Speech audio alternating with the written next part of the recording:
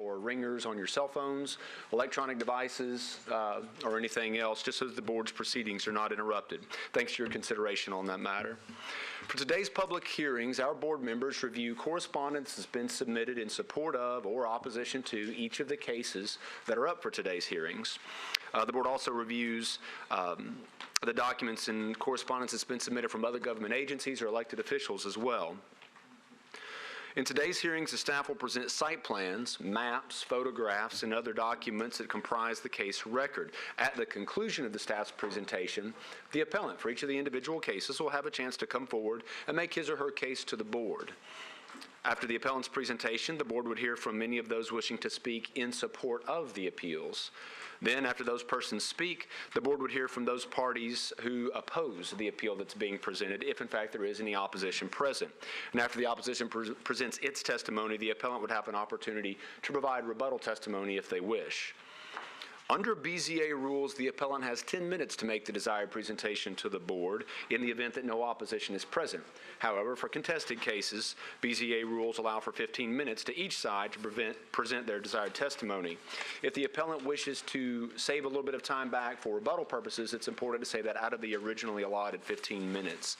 Then, at the conclusion of each hearing, the board will deliberate on the presentations that have been made and vote on the case at hand.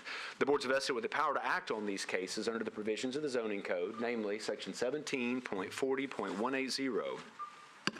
All of the section numbers that we refer to today comes from the Metropolitan Zoning Code, which applies to the entire jurisdiction of the metropolitan government.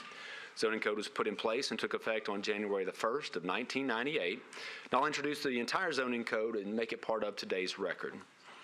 The Metropolitan Code requires a record of our proceedings. Because BZA meetings are recorded and later broadcast to public access television and recorded and placed up on YouTube as well, it's imperative that anyone addressing the board please come forward, take a seat here at the front table, turn on the microphone, and introduce yourself by name and address, and then make whatever your desired presentation is. The Metro Code requires 4 members of our 7-member body to establish quorum. The code also requires at least 4 affirmative votes in order to grant an appeal. In the event that only 4 members are present and the appeal fails to receive 4 affirmative votes, that appeal will be re-advertised for the next available public hearing.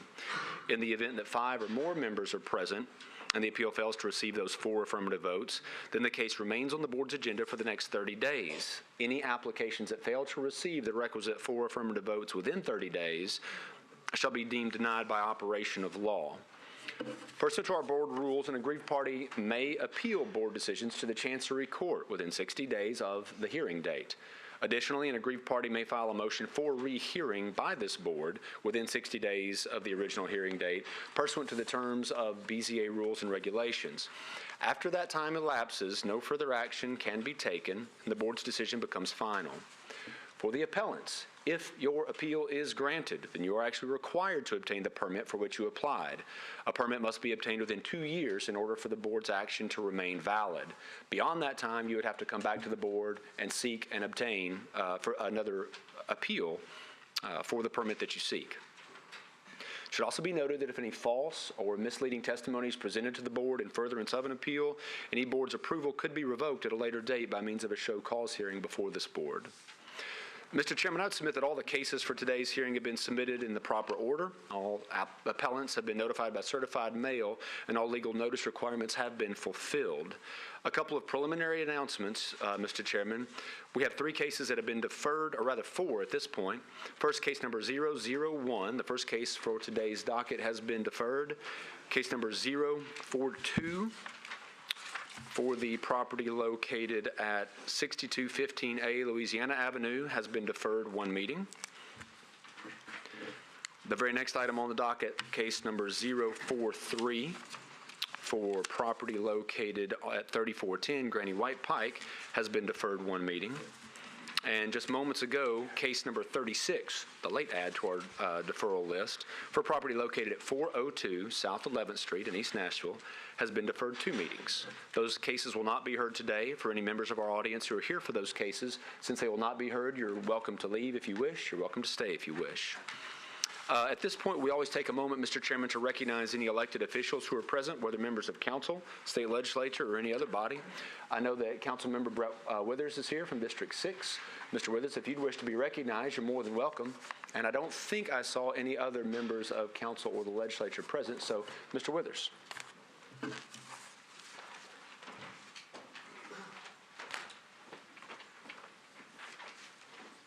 Good afternoon, members of the Board of Zoning Appeals. Thank you so much for your service. My name is Brett Withers. My home address, if you need it, is 1113 Granada Avenue, and I'm the Metro Council representative for District 6. I did want to speak briefly on a case today. It happens to be located in District 7. It is within, however, a contextual overlay district that sort of straddles both District 6 and 7. And just wanted to reiterate for everyone's benefit, I think what I would call a public service announcement for those who are building within contextual overlay districts.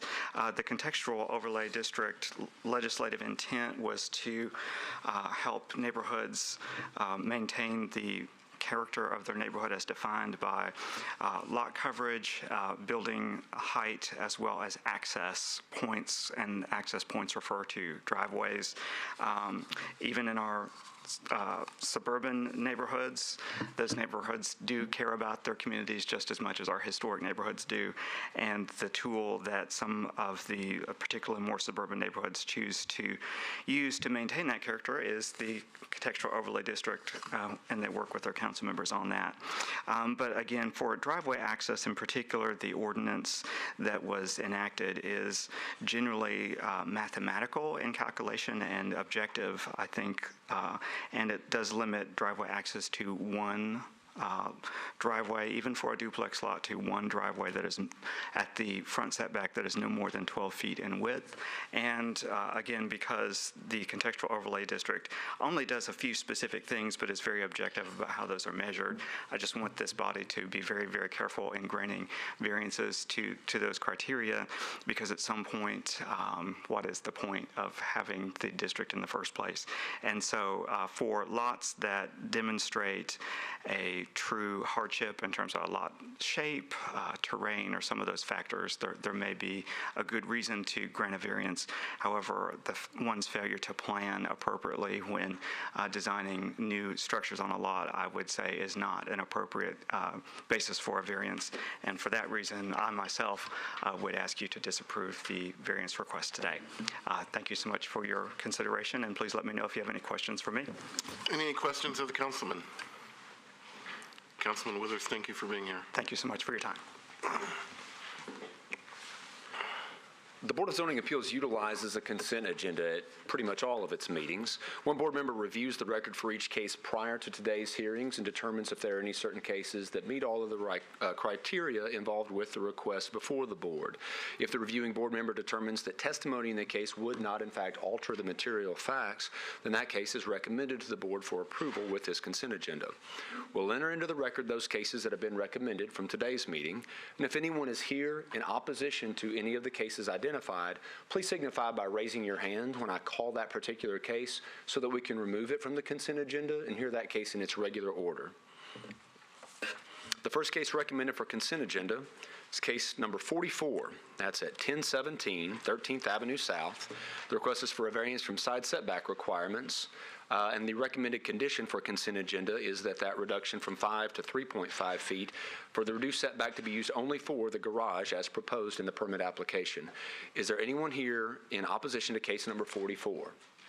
Seeing no one, the next case is case number 47 for property at 2419 Valley Brook Road, a variance request from the front setback requirements from 83 feet to 67 feet for a covered front porch. Is there anyone here in opposition to case number 47? Seeing no one, the next case identified is case number 49 for property at 700 Envious Lane. The variance for assigned spacing reduction from 100 to 60 feet and a variance from required setback from 15 to 5 feet. Is there anyone here in opposition to case number 49?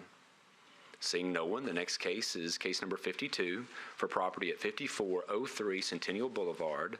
It's a special exception case for a height control plane requirement from 30 feet at the setback line to 36 at the setback line for a mixed-use development. Is there anyone here in opposition to case number 52? Seeing no one, the last case recognized for consent agenda is Case 53 for property located at 2165 Nolensville Road, a special exception case requesting setback requirement reduction from 15 to 4 feet in the urban zoning overlay, and a special exception from height control plane requirements in the UZO from 30 feet up to 75 feet at the setback for the mixed-use development. Is there anyone here in opposition to case number 53?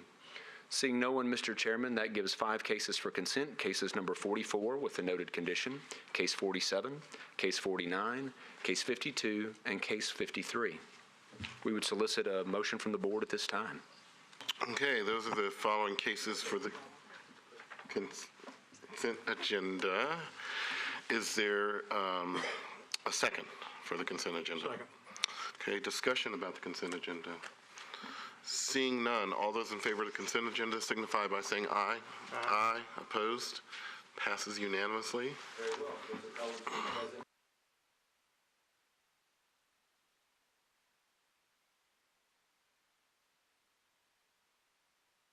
Now that the microphone is on, I will note that for those cases that have just been approved on consent, the appellants are welcome to stay but not required to do so. You're welcome to see our staff as early as tomorrow to help get the permit that you need. With that, Mr. Chairman, we'll be able to move into our first case for public hearing.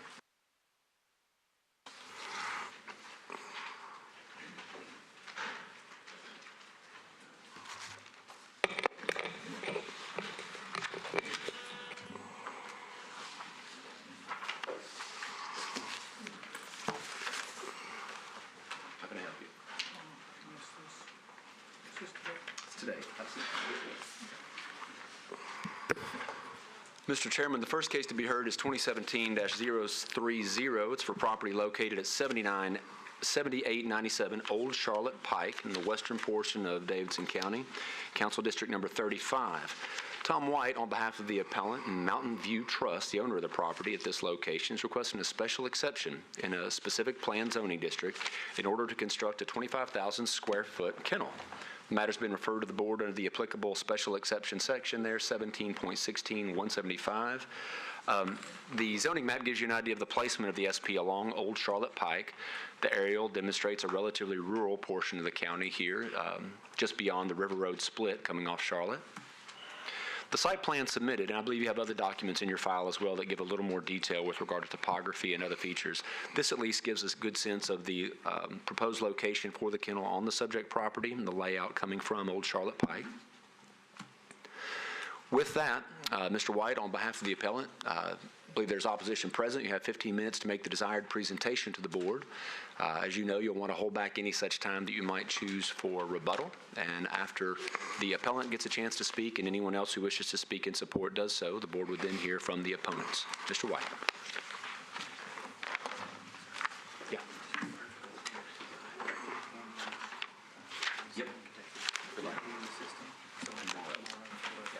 Mr. Chairman, members of the commission, my name is Tom White. I'm at 315 Dedrick Street. Represent the applicant in this case. Present with me today are Roy Dale to my immediate left, who's the engineer for the project, and to my right is Blake Fole, who would be the operator of the proposed kennel. The breakdown of the presentation today will be I'll address the issues of the law. Roy Dale will address how this site is laid out, and then Mr. Fole will answer any questions that you may have with respect to the operation. I am requesting, Mr. Chairman, 2 minutes for rebuttal, if you would, please. That's fine, yes. With respect to the land use issues that we're here today on, this is a special exception or a conditional use permit, which is one of the 3 functions granted by the Tennessee Code to boards of zoning appeals. And if a matter comes before this board that is a special exception, or as often been called a conditional use permit, I think the law is very clear. If you meet the conditions, the matter is to be approved.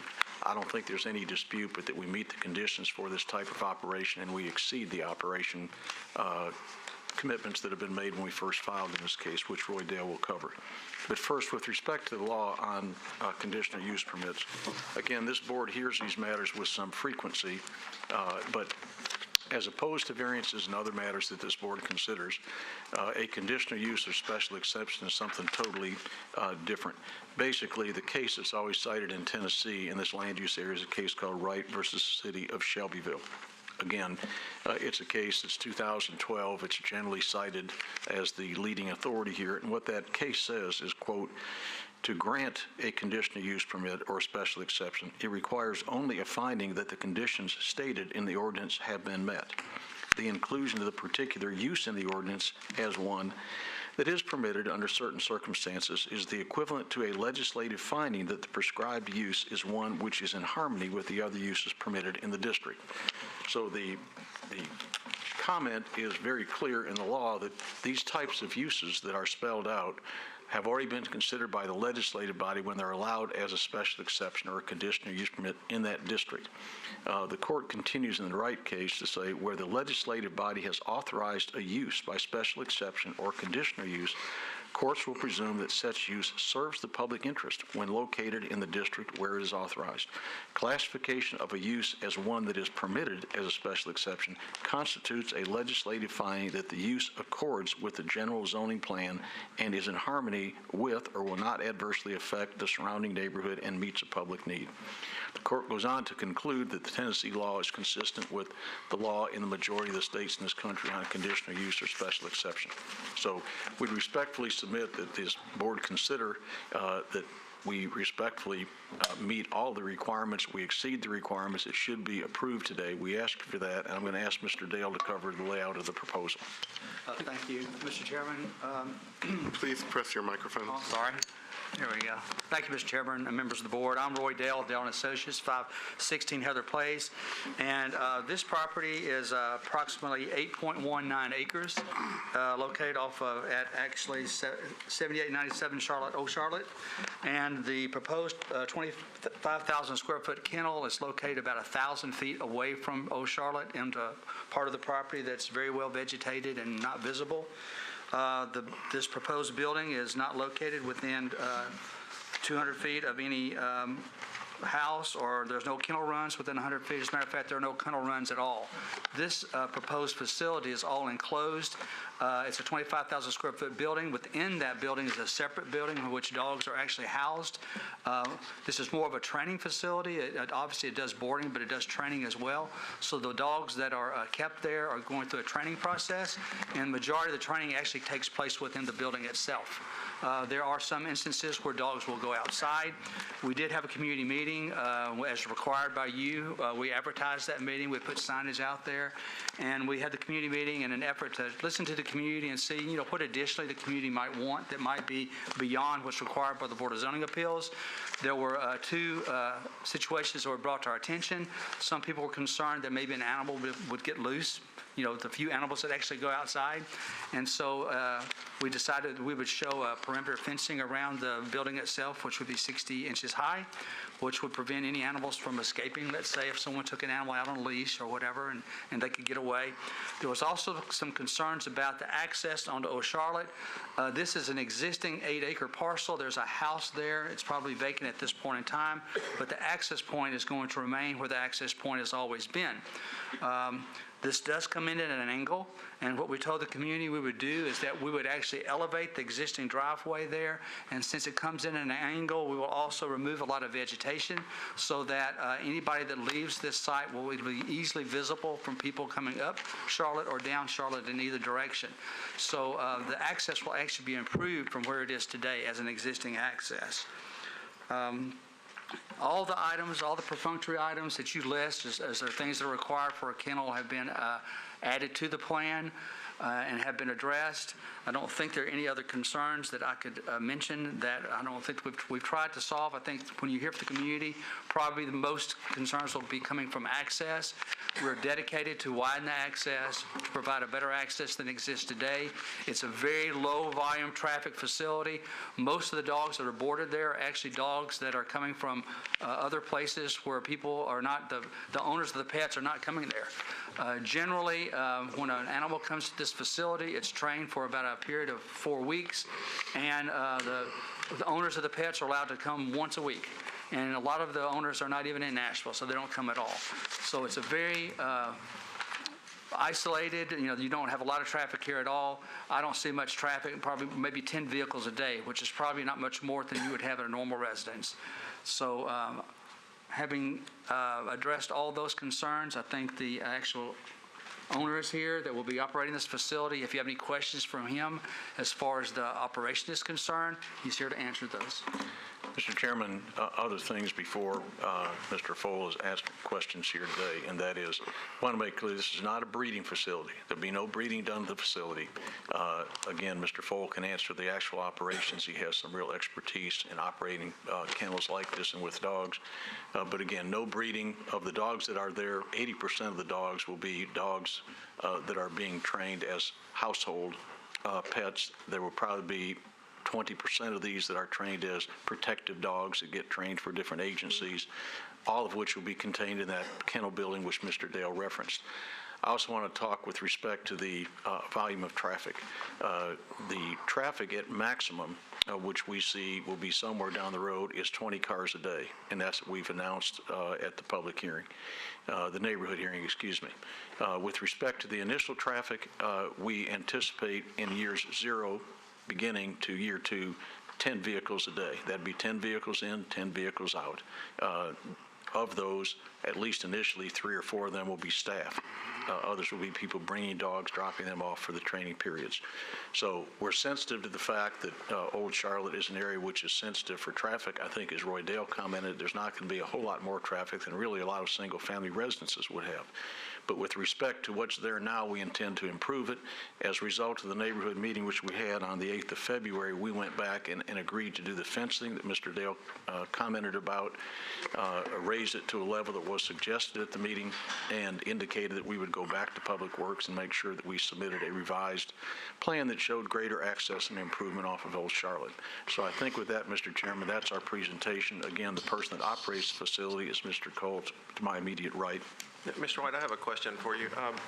In some of the opposition letters, it states that the property is zoned residential and don't let anything but a house be there, but it's zoned SP. And do you, sometimes when we, an SP project says, when it gets passed through council, it gets passed with a plan already there. So do you know, can you help us with any of the history of that to say, how did it become an SP? What was the intent when it became an SP? And is this a variation from the intent? If you have any of that history, if you don't, then, but it would be helpful. I do and would like to go ahead and answer that. I'm looking at the zoning bill itself, which was 2016 SP-026-001. And the proposal on the face of the zoning ordinance itself said SP, a request to rezone from R80 to SP-MU, zoning on property located at 7897 Old Charlotte Pike, approximately 1,050 feet northeast of Fire Tower Road. This tract is 8.2 acres, and the purpose is to permit all uses permitted by R80, which is residential, as you've mentioned, and a kennel, only permitted with issuance of a special exception permit by the Board of Zoning Appeals in accordance with the development standards of Section 17.16.175A. Those development standards, Mr. Taylor, are the items that Mr. Dale just referenced to the group. So there's no question from the very outset, when we went for the rezoning, we made sure the councilman, we made sure the staff of the planning department, we made sure everybody at the Metro Council, when we had the public hearing, heard exactly what we're saying to you today. And then I've just read from that ordinance. When the zoning ordinance came up at the Planning Commission, it was certainly approved. I think it was on consent. There was no opposition. When we came to the public hearing at the council, no one came to the public hearing at the Metro Council. But the information that I'm reading to you was consistent with every agency we've always looked at here. And I think it's been a process of 6 months that we came through the planning department.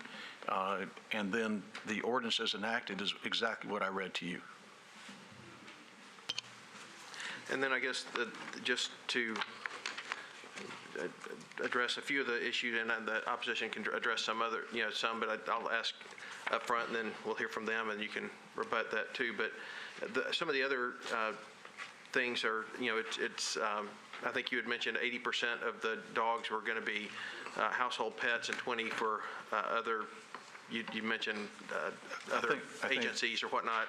But it's being, I guess the neighbors are looking at it as a German Shepherd kennel. And so be curious to have you address that. And then the other aspect of that is the building, how big it is,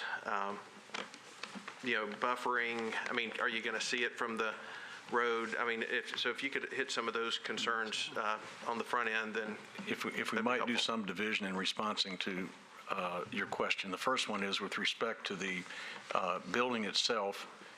That's something I think Roy Dale can address, and I'll let him do that, and then I'll answer part of your question as well. So this building is 25,000 square feet, and it is situated well back into the property. So there's a low area in the back that's well screened. It's far enough. It exceeds the distances from any residence. As a matter of fact, there are two parcels that are adjacent to this that are owned by the same applicant. So I think there's only one parcel, or maybe two parcels that touch this that are owned by other individuals. This building is specifically designed to contain noise. The dogs that are in the building itself actually are housed in a separate building, and that building has like 8 inches of styrofoam and metal, and so there's no noise that actually leaves the building itself. One of the important things which I didn't reference was that, there are no outdoor runs. A lot of kennels, a lot of your requirements for an exception talk about outdoor runs and have to be a certain distance from properties. There are no outdoor runs here. Dogs will be occasionally taken outdoors for training, but there are no individual cages where dogs have access to the outside. So it's a completely noiseless type facility. Hopefully that answered your. How tall is it? I think the Eve fight is 16 feet. 16 to 18. So it's not a two-story, it's a one-story. No, it's one story. It's 16 because of the span. And as a matter of fact, as far as even colors although you can't see it, won't be able to see it, you could probably use colors that would be common in a rural setting like red, perhaps make it look like a barn or whatever. But I think it'll be very well situated and fit in. Okay. And Mr. then- Taylor, I'll answer another part you raised had to do with the issue of protective services. And again, Mr. Foley's here, the one that operates. He can give you specifics on that. I'd like him to do that. But I do want to remind the board that there are other facilities such as this. One is the client I represented out on Highway 96. And that operation has got a huge number of dogs, far greater than this. They've got outdoor runs. It's situated behind a neighborhood. We had some initial opposition when that was done. I've checked with Metro recently. They haven't had any complaints about that operation in years. And I think this particular use will blend into the community as well. And we haven't had a chance to do all this communication with the neighbors, which unfortunately some of them first heard about on February 8th. But I'd like to ask Mr. Fole to talk about the issue about the number of dogs and how it's operated. Thank you, Council. My name is Blake Fole, 6727 Duquesne Court, Nashville, Tennessee. This board and train facility is coming out of a business that my wife and I have had for 15 years, which is breeding working German Shepherds. We have dogs that have served in embassies around the world and police departments around the country and have competed in a sport called Schützen to the world-class level. Today we have all of our dogs. What is that sport? Schützen. Schützen is a breed test for the German Shepherd. It is also an internationally respected sport. It's a combination of tracking, obedience, and protection. Okay? So today we send all of our dogs to Germany. And out of the trainers that we have found in Germany and wanting to work with the USO and hire military canine officers, because the genesis of this training, and it is the most intense training that a dog can go through, gives you the ability to train any dog in any situation. So this will be a 60-dog kennel of which people will send dogs. It is not a boarding kennel where you drop a dog off and pick it up. You will send the dog for 2 weeks, a month, or more. And we will train the dogs. We anticipate 80% of the breeds not to be German Shepherds, not to be bomb dogs, drug dogs, search and rescue dogs, seizure dogs, cadaver dogs. We're talking about the average home pet. The other 20% will be dogs that we will be training specifically for those circumstances, be it a drug dog or a bomb dog, be it a personal protection dog or a police street dog or a war dog. And so that's where people get very excited and nervous about biting dogs, and they talk about attack dogs. There's only one thing in common with attack dogs is that they're poorly bred, they're never trained, and they're running loose. Our dogs have pedigrees that go back 120 years. Our dogs are contained. They're not out in runs, and our dogs are impeccably trained for service around the world. The last thing I did want to clarify is that there will be no breeding at this facility. There has been at some of the other operations. There will be no breeding at this facility. And just to clarify, you'd mentioned that the properties next to this property are owned by the applicant?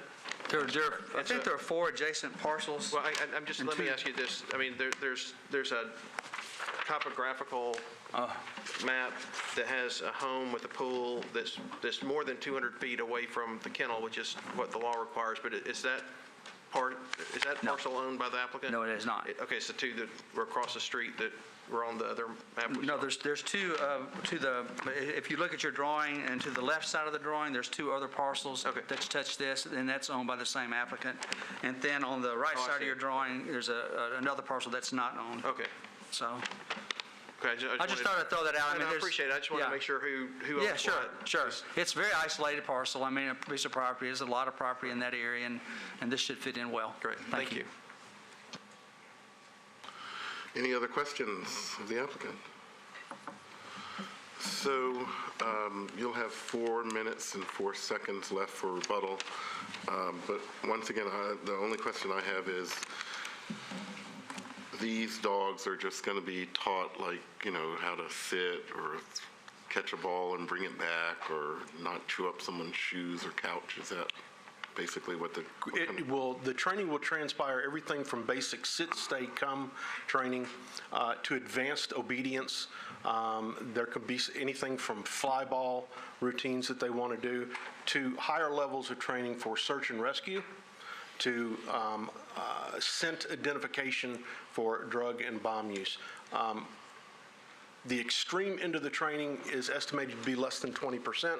80% is going to be basic training, problem solving, my dog's tearing up my couch, sit, stay, come, obedience training. Now, you've done this for a while, but how long does it take for a professional to train somebody's wayward dog that isn't very obedient? Depends on how wayward and what you want them to happen. Typically within a month of very intensive training, and we're talking about training 5 sessions a day with a handler, with a lot of exercise included in that. And then if you bring the owner in, because sometimes it's harder to train the owner than it is the dog. If you bring the owner in once a week so they can learn as the dog is learning and progressing, within 30 days, you can have a dramatically different animal, a dramatically different relationship with the animal, and a much happier house for the animal to So live some household pets you keep for 30 days? A in. month? Yeah. Well, I guess it saves on shoes and couch costs. Mr. Chairman, I have to say the discipline and professionalism here is significant enough that we expect a number of parents to inquire about their children. Thank you. Okay, you'll have 4 minutes and 4 seconds left for rebuttal. We'll hear from the opposition. Mr. Chairman, on behalf of staff, I wanted to note that we did receive an email from the district council member, Councilman Rosenberg, with regard to this particular case, and asked that we share with you his comments via email. Okay, would you read it? Specifically, his email reads, and I'll quote it, "Regarding BZA case number 2017-030, should the board see fit to approve this special exception, I would ask for your consideration regarding the following matters which could be used as conditions of approval. 1, ingress-egress developed in a manner that will be safe for both those entering, exiting the property, and those members of the public passing by it. 2, fencing that dogs of any size cannot jump over, pass through, or sneak under. 3, keeping sound contained within the property as committed to members of the public by the applicants, using adequate construction practices and additional vegetative screening." Dave Rosenberg, Metro Council District 35. Do you all have any opposition? Mr. Chairman, we would agree to all of those conditions. It's consistent with our discussions with the councilman and what we heard from the neighbors. Okay, thank you. Let's hear from the opposition.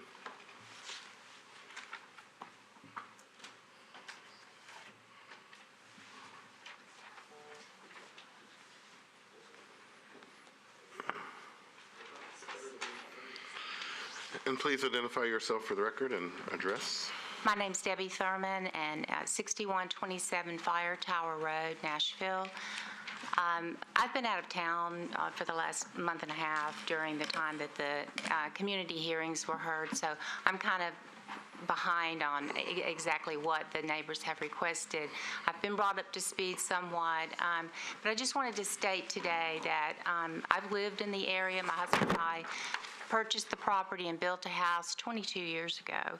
And so we're very familiar with Old Charlotte Pike. We travel Old Charlotte Pike every day because it's really the only way in and out other than Buffalo Road, which is even more narrow.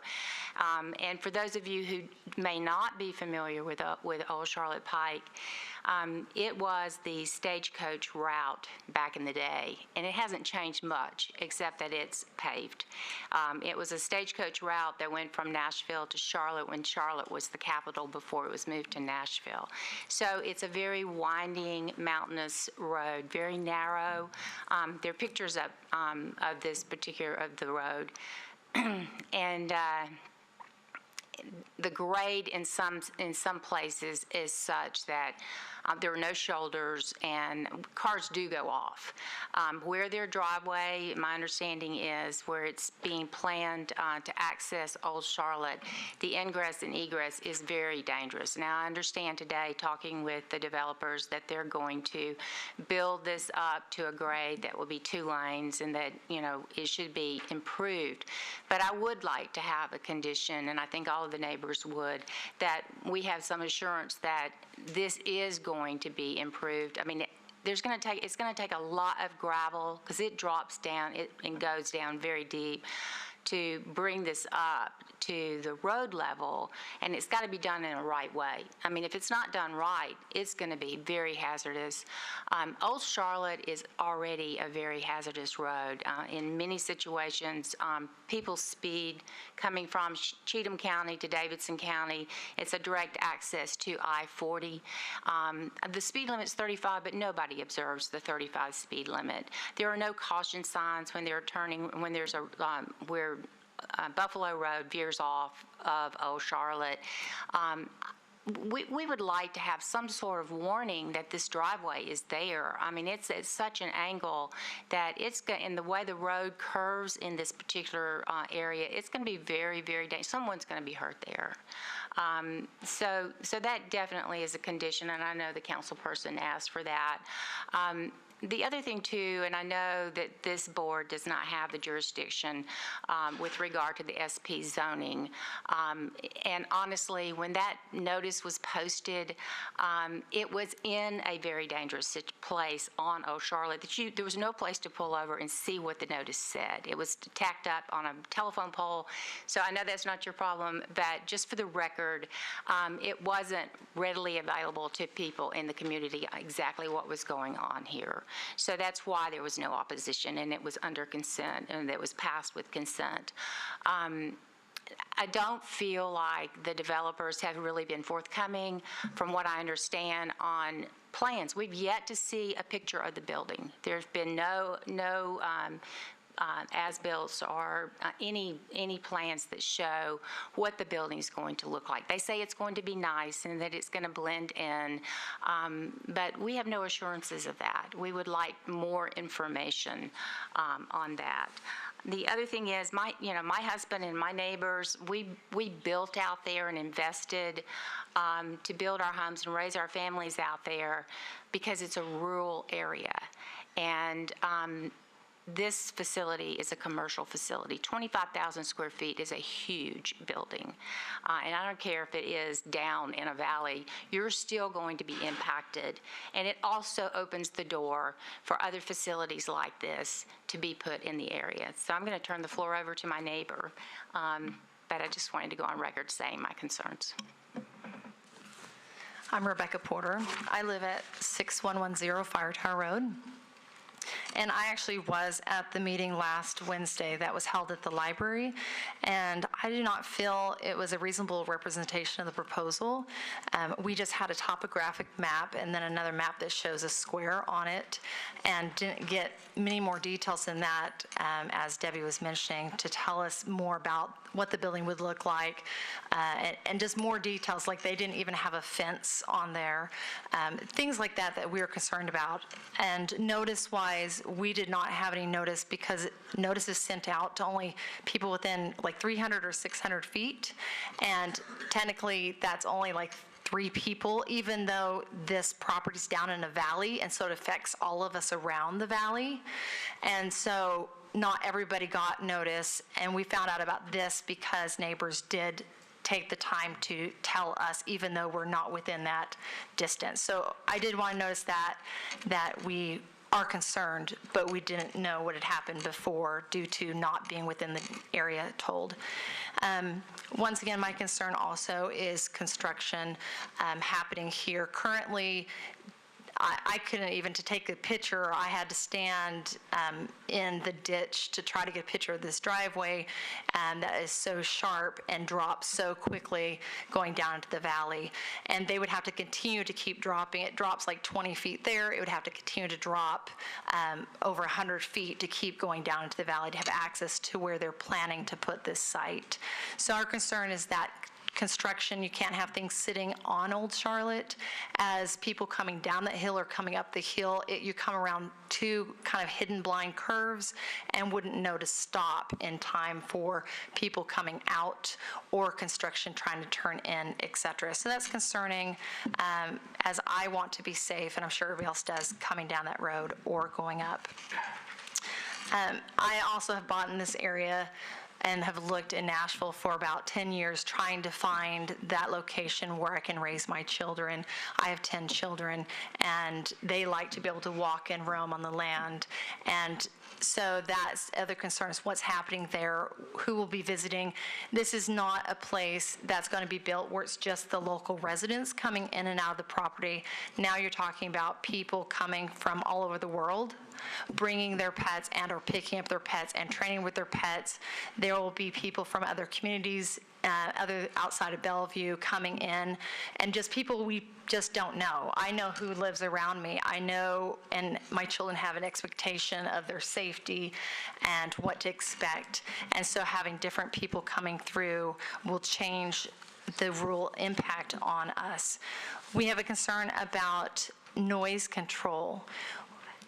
Now our Quiet Valley, an area, will have dogs and things.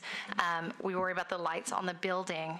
We're also have a bus stop that's near this. As you go up Old Charlotte, my kids, that's where the bus stops 6 times a day. And that's already a hard place where the bus does stop for these children. And so now you're going to have a bus stop and more traffic added as another concern. With this building that they're putting in, we talked earlier too that they did not plan to have a person on site 24/7, which is concerning to us. They'll have these animals inside this building that's 25,000 square feet.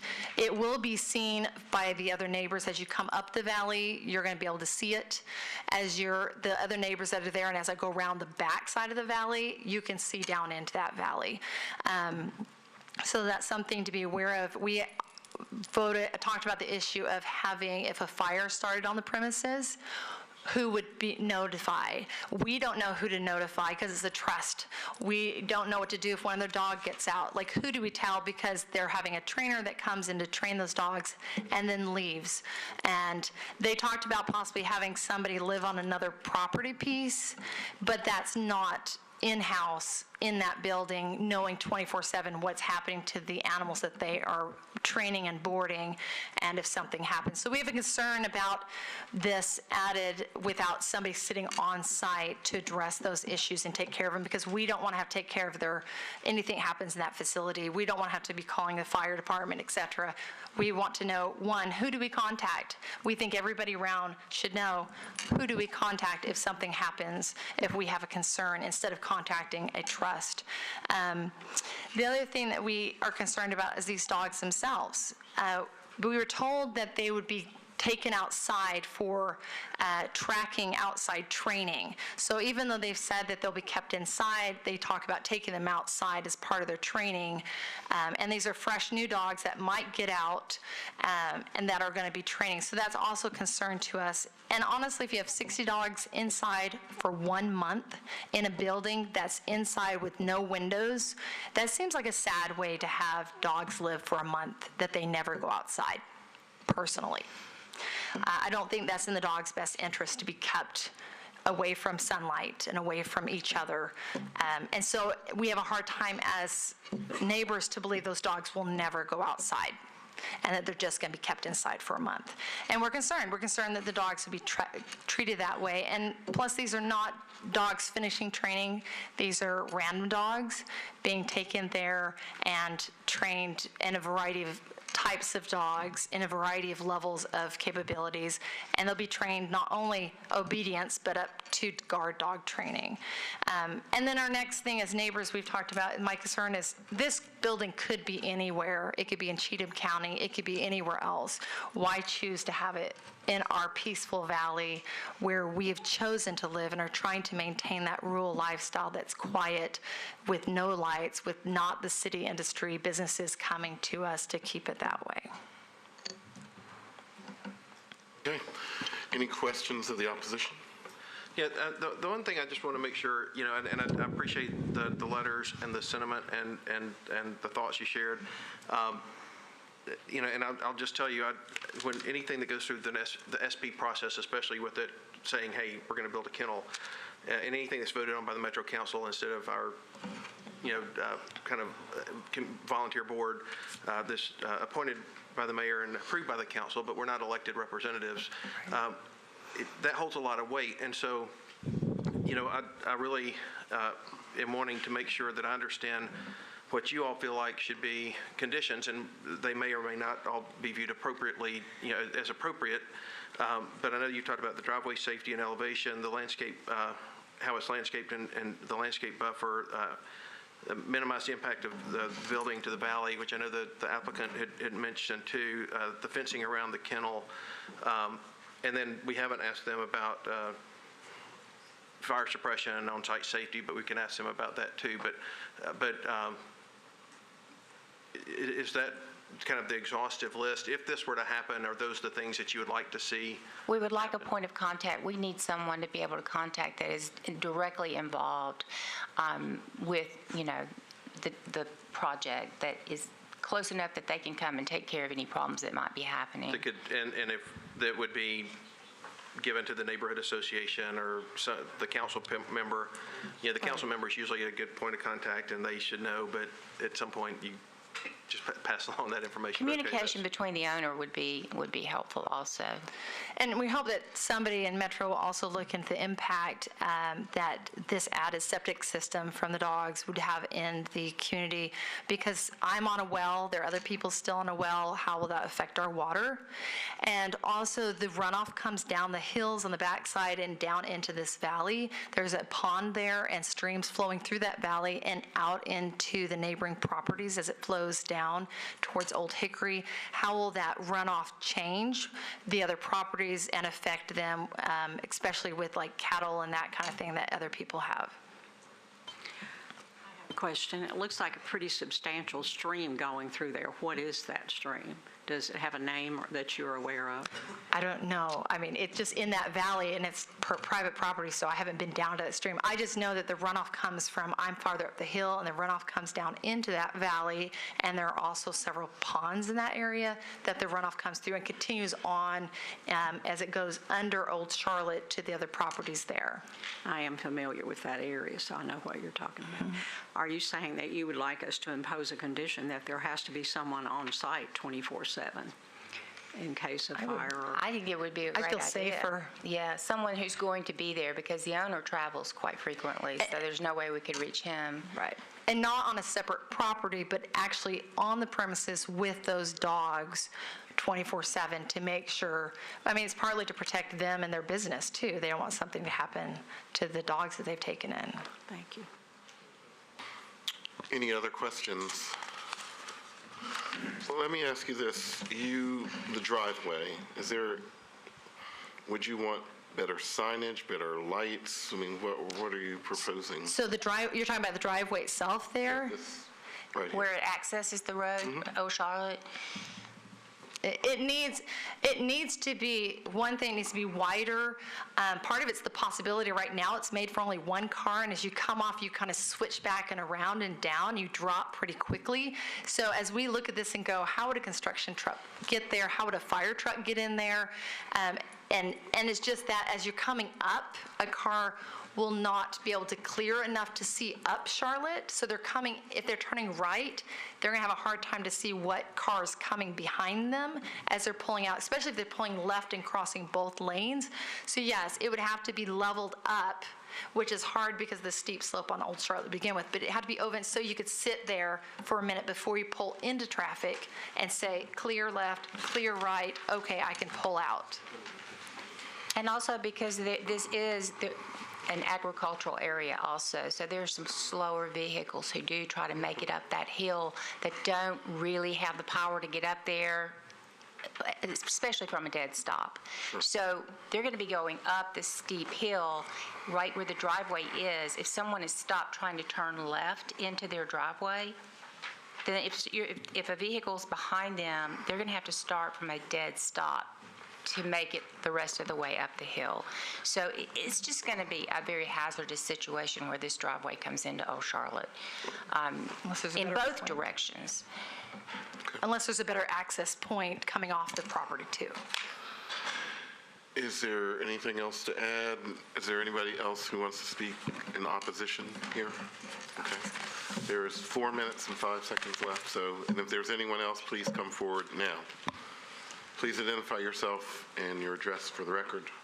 Good afternoon. My name is Daniel Ord, 7935 Old Charlotte Pike. I think the lady spoke very well for us, for our community. The driveway certainly is a big aspect of this, is very concerning to our public safety. I live at a property up the hill from there, and I've lived there for 5 years, and I've had an accident on my property once a year. So, and You that's say you on have an accident. Describe these a car accidents. accident. Meaning just pulling out or coming in? I mean, where? And not myself personally, but people driving on the road. Somebody's hit the telephone pole, somebody's hit my mailbox, somebody's hit my fence. So that's Someone- basically because of the curve or the... No, I'm up on a flatter hill and at the top, so I'm above this grade. And just that area alone, within that distance to here, this is a much more dangerous area that this access is going to be at than from mine. So the And there's people that already hit your accidents mailbox facing back. and the phone pole, is that because of speed? I mean, what? Yeah, as probably speed has to do with it, just people not paying attention. We do have wildlife out there, so I don't know if a deer jumped out in front of anybody or anything like that. I don't know the exact circumstances. I've come home twice to notes on my fence saying, hey, sorry, we ran into your property, kind of a thing. So I am very concerned about that. Also, I'm concerned about property values. The fact that there's no signage going to be placed on this, I think that's great. I think that's helpful, but I'm also concerned from an electronic perspective. If the property is advertised on where Google can locate it, then obviously Zillow and those type of systems will be able to determine if there is a commercial facility within that area, therefore depreciating the value of that tranquil rural setting that we're trying to all obtain there. And then the noise was another concern of mine. I know they talked about the construction being such that it will reduce the noise, but during our community meeting, I asked them specifically about what about other dogs being able to hear these dogs? Because if other dogs hear these dogs, they will bark, and therefore indirectly it will affect our noise level within our valley. So that was another concern that I wanted to point out. Other than that, like I said, the lady spoke very well for what our concerns were for the community, and I'm concerned in general as to, I don't think this is something that our community really wants. I asked that question at our community meeting, and they couldn't really say that this was something that was beneficial to us. Might be beneficial to a broader community such as Nashville, but not to the local community where they're building. Okay, any other questions? Thank you. We'll hear from the applicant again, who has, 4 minutes and 4 seconds.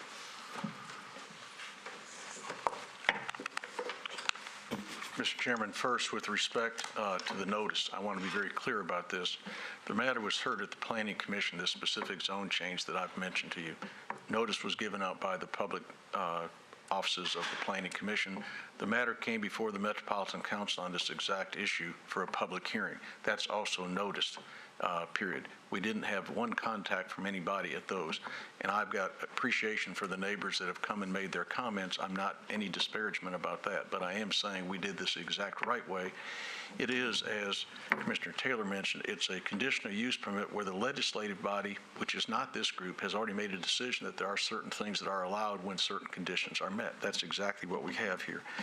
With respect to issues that were raised here, there were questions about security, lighting, signage, et cetera. I'm going to ask, one of the members asked that. I wish that would be asked to Mr. Fowle to my right, if that would be permissible. Yeah, I mean, could you tell us a little bit about what you have planned currently for security and safety of the facility, fire suppression, just how do you keep it secure? Excellent. The master trainer, who will be doing not only training himself but leading the other trainers, will live on one of the adjacent properties, which that picture does not show, but it's diagonally probably less than 150 to 200 feet away. The complete interior of the building will be monitored with cameras. All of the fire detection, CO2, and all of those things, which will be monitored in his house and additionally in my house. So we will use as much electronics as we need to be able to see everything that's there 24 hours a day. And from his house, which is on the adjacent property, 3 to 4 minutes to drive down if he sees something that's not right in the facility and can address that issue. And we'd be more than happy for the community to be able to have our direct telephone numbers at any time so that they can call us and if they have any problems. I'd like to address one question that one of the last resident mentioned. He asked me, if you can't hear the dogs barking in your facility, but another dog can other dogs hear them? And I answered honestly, I don't know what another dog can hear if I can't hear it. I simply don't have that knowledge. But if dogs hear dogs barking, yes, they do generally bark. So if there's any other questions, I'll be glad to address them. And Mr. Chairman, I'd like to address, with respect to signage, we have purposefully not put signage up here because the greatest number of neighbors said they didn't want some signage because they felt like that was going to bring additional attention to the facility. We'll put up signage. If that's what people want, we will do that. I don't think the majority of the people want signage there, but if that's something they would request, we'd be willing to do it. With respect to lights, I want to talk about that for a minute. There's no more lighting on this facility than there is on a residential house. There are 4 floodlights on the corners. It's basically insignificant lighting, no different than a single-family residence. With respect to the noise, I think that's already been addressed. The gentleman sitting to my right has excellent experience in this area, and I'll conclude by mentioning the things that have been discussed by the councilman, other people today with respect to the access by this individual, the master trainer. We have no problem with all those being conditions. We volunteer those. What the ordinance says is that you're supposed to meet certain specific items, which we've met from the get-go. Those are read out there. But way beyond that, we're willing to talk about them. They've all been discussed here today. We're willing to do that and are also willing, as I said, to make it not just our word, but put it in the order itself. Finally, I've referenced the law previously, which is relatively clear, and that is it's the legislative body, the Metro Council, that decides where you can and can't have conditional uses. This area, this use is clearly allowed. That's not the decision of this board. That's been made legislatively. So we respectfully submit we meet the conditions. The law is clear that if you meet the conditions, it has to be granted. That's where we are. We appreciate your time. We appreciate the neighbors that came to the neighborhood meeting and came here today. We're trying to be a good neighbor in the area. The client owns other properties there. We want the best relationship that we can, and we think this meeting today will help put conditions in there that they'll be happier with and we're willing to do. Thank you for your courtesies. Let me ask you a question. That road driveway, whatever, is that a private drive or public road, or what is it? going into the It's a private drive. Coming off of Old Charlotte, it's a private drive into this facility that will be expanded beyond what it is right now. What about the steepness and the slope? The opposition talked a lot about that and, having cars swing around or, a lot of accidents nearby. I think I'll ask Mr. Dale to answer that. I believe I know what the answer is, but better the engineer. Well, it's, the private drive is the one that slopes off of the current roadway. You saw an image of the roadway. So the private drive is such an abrupt angle, it just needs to be raised up so that when someone's sitting there to pull out on Old Charlotte, they can be seen and they can see. Will it be level with Old Charlotte? Yes, it will be. It'll have to be. How much footage of it would we level? At least 2 cars, I'd say, so probably at least 40 feet. What about widening it? It needs to be widened as well. It's only enough width for maybe 1 car. This takes an abrupt turn into the property, and so it needs to be widened to enough width for 2 vehicles. So are you comfortable with making that part of the conditions Yes, too? They'll yes, be widened and to 2 cars. yes. It'll be 40 feet level with Charlotte. Sure. Okay.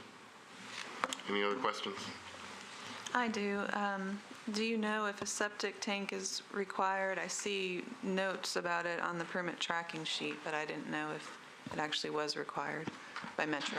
Yeah, this will be a septic system, and so once, you were granted approval here, we'll have to go through the process and get approvals for everything, and septic will be one of those. And I guess this comment's more for the opponents. This project will have to go through extensive plan review with Metro, and I think some of the concerns will be handled there. I mean, there's a ramps and curb cuts review, which will, take care of the entry issues. So Metro, code officials will be looking at this. There's grading plan review. That'll deal with the stormwater issues. Fire life safety review will deal with the sprinkler requirements and all. So there is quite a bit of oversight by Metro code officials on this. We agree to comply with all those. We agree to comply with all those as we're mandatorily obligated to. More importantly, we want to be a good neighbor and not just force our way in there. I'd also add that, that's a great perfunctory list that you had there, but I think there was a mention of a stream as well, and that'll have to be looked at by stormwater also. There'll most likely be a stream buffer or something that can't be penetrated, and that'll all be part of this review process. Any other questions? Do you have anything else to add? No. Okay. Thanks for your consideration. Thanks. We're going to close the public hearing. Discussion. As we said, this went through the Metro Council special exceptions process, SP process, and it's now in front of us. So we had the letter from the council person earlier with his conditions. The applicant has agreed to a few more. What are your thoughts on this? I can appreciate the concern that the neighbors have, and it seems like they're all going to be addressed by code. The engineers, hopefully there'll be some great improvements for getting in and out of that property. I feel like the list is long for the conditions, and it would be almost too hard for us to tackle, so I would prefer if they could all work together on the conditions and bring them back to us. I'm afraid we would miss something. Well, I don't know. We've done that before where. We've had a asked list people of to- like a dozen conditions, I think, and you agreed to them. I have like 4. They talked about security and safety, but that's something that Metro Codes, it was a concern. We can talk about the on-site person, but it sounds like that, in my mind, they've addressed it by having someone on site within 200 feet. And with electronic surveillance and alarm systems and that type of thing, I appreciate the concern, but I also think that they're doing an awful lot to meet that need. But, the ones that I hear, the ones that the council member has said, and that's improvement of the driveway, which we've said is a 2-car width drive that's at least 40-foot level on Charlotte. We've talked about fencing around the kennel so that if an animal did get out, that there would be another layer of protection for the neighborhood. We've talked about, landscaping and minimizing the impact of the building, and I think that's something that you asked the applicant to take into consideration. I don't think it's our job to pick a color or whatnot, but just to ask that be part of it. And then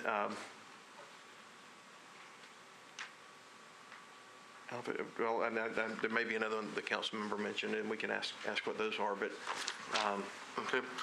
So John signage, Michael. I don't know that Oh, they didn't want signage. I think that's left open. They've agreed to no signage, but Right. I don't know that that's. I think that's one of those situations, if this were approved and this was an up and running business, if the neighbor said we want a sign, the applicant would put some sort of sign up there. There's potential for a light on the pole, but again, I think that's something that may be more harm than good, depending upon how, I think that's something that's such an inexpensive, easy thing that if it becomes a problem, could be done. So I really do think it kind of comes down to those three that the council member mentioned. So John Michael, as you know, as you said at the beginning of this meeting, it's recorded and taped and will later be on a YouTube channel. Are you comfortable with what was said today of being part of the record and being part of the conditions? Yes. Absolutely. If you're referring to basically that which has been contributed by the council member, the suggestions that have been raised by the opponents to the case, and then agreed to in the statements made by the appellant and their representatives, yes, we'll be able to extract that and make it part of the order. Okay. Is there a motion?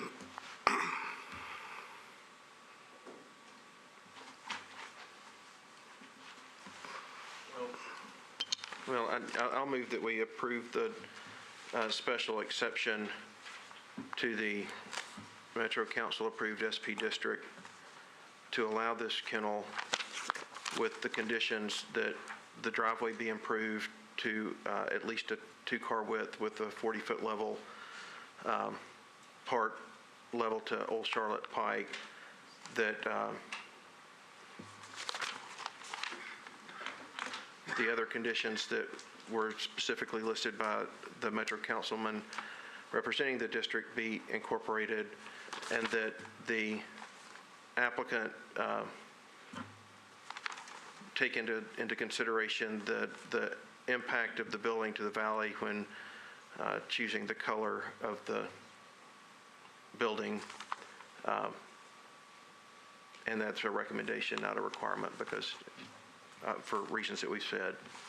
And I would also that the applicant should provide the neighbors, the immediate neighbors, a point of contact that can be called at all times. Is that acceptable? I agree. Okay. Motion's been made. Is there a second? I'll second. Okay. Motion's been made, properly seconded. Any more discussion? Seeing none, all those in favor signify by saying aye. Aye. Opposed? Passes.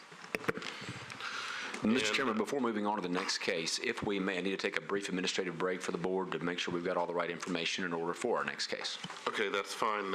Your Board of Zoning Appeals history minute of today is as follows. Nashville, Tennessee actually played a very important role in the seeing eye dog industry in America. In 1927, a young Montgomery Bell Academy graduate and Vanderbilt graduate named Morris Frank, who was blind. His father read an article in the Saturday Evening Post about World War I veterans being helped out by German Shepherd dogs who could help them maneuver around. And the young child traveled to Switzerland to the school where they were being trained, bought back one of these dogs named Buddy, and the Seeing Eye Dog Foundation was founded in Nashville, Tennessee. It later moved to New Jersey, but Morris and his dog Buddy went to the White House twice and was responsible with bringing a lot of attention to this industry, which most people don't know was started here. So, John Michael.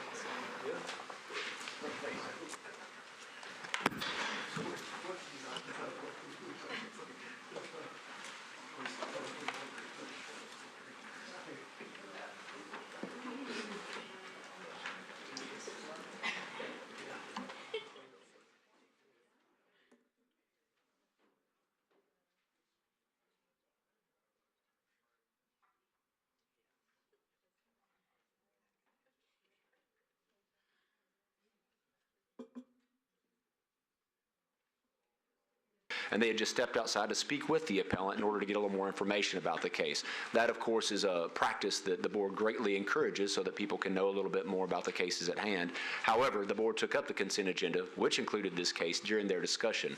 The opponent is still here and wishes to speak in opposition to the case, so the appropriate maneuver, if staff may be so bold as to suggest it, is to take a motion from the board to withdraw the approval that was granted to case 53 on consent, let it be heard in its normal order on today's docket, and then hear the case and make the decision thereafter. Okay, do we have a motion to withdraw 53 and hear it in its regular order? So moved to withdraw it. Okay, is there a second?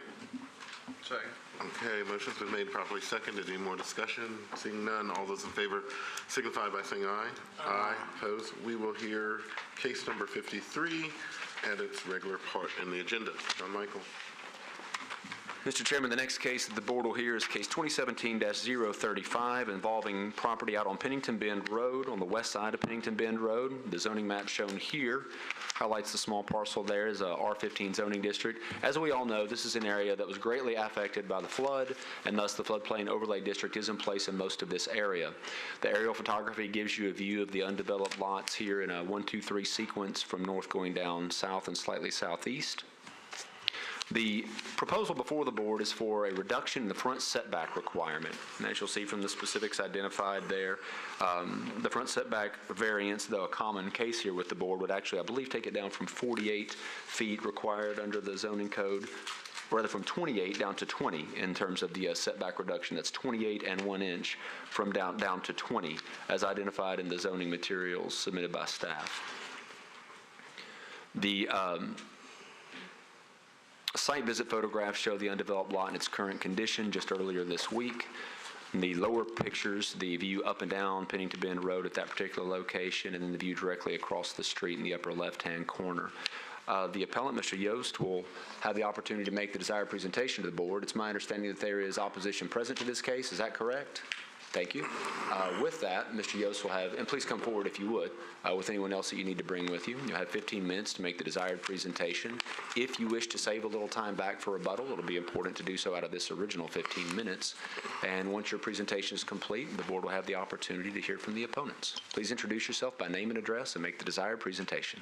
Mr. Chairman, board members, thank you for your time. I'm Jason Yost with Ingram Civil Engineering and 212 Overlook Circle, Brentwood, Tennessee.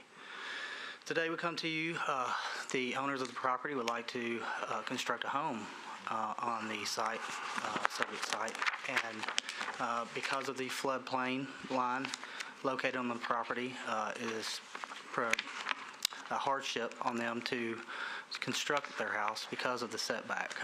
The setback is based on properties to north to south of the subject site, and as he described, it is 48 feet. We're asking to go down to 20 feet. Based on the site plan here, the home would be 48 feet by 24 feet, is that right? And the way it's shown now, we are over the setback. We went to the Stormwater Committee to propose this structure, and we were off of the back floodway line approximately 0.71 feet, so not a great distance at all. And they asked if we could come to you and request a variance so that we can possibly move the structure further away from the floodplain line. The structure, as you see it, I believe would be consistent with existing homes there because of the flood. A lot of homes are no longer there. The owners moved here from Wisconsin, sorry. And they'd like to build a home on the river. So we come to you today to see if we can possibly get this passed and they can proceed on with their construction. Was there a home on this site before the flood? I'm not sure of that. Do you know that? Yeah, my name's Kenneth Keisinger, 1501 Cahal Avenue, Nashville, Tennessee. And yes, there was a home on that property before the flood, and it was damaged, and they dismantled it. We bought the property, I guess, 3 years ago, and we were out-of-town buyers, and our realtor showed us pictures of the property and the river, and we fell in love with it, and the owners of the property and their realtor didn't disclose anything about floodplains. We didn't live here during the Nashville flood, so we unknowingly purchased the property, and then that's why we're coming to you with this hardship. Do you know the footprint of the existing house? I don't.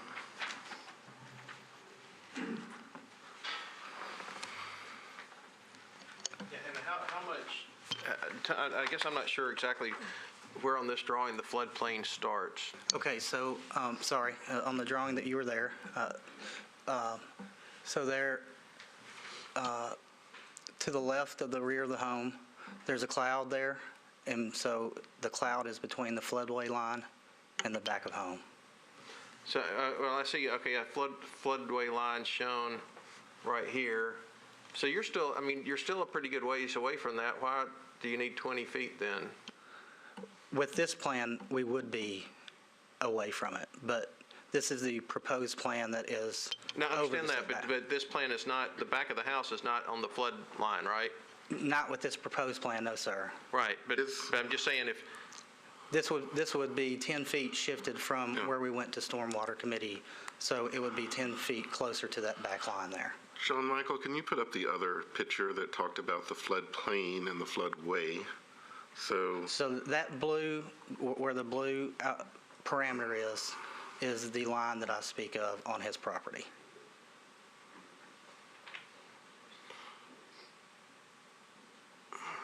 So, I'm sorry, did Stormwater want you closer to the line or further away from the line? Further away, And yes. this plan is what you're proposing? Yes, That we're seeing? so And- it is and- further away. The other plan was, this is 10.7 feet off the floodway line.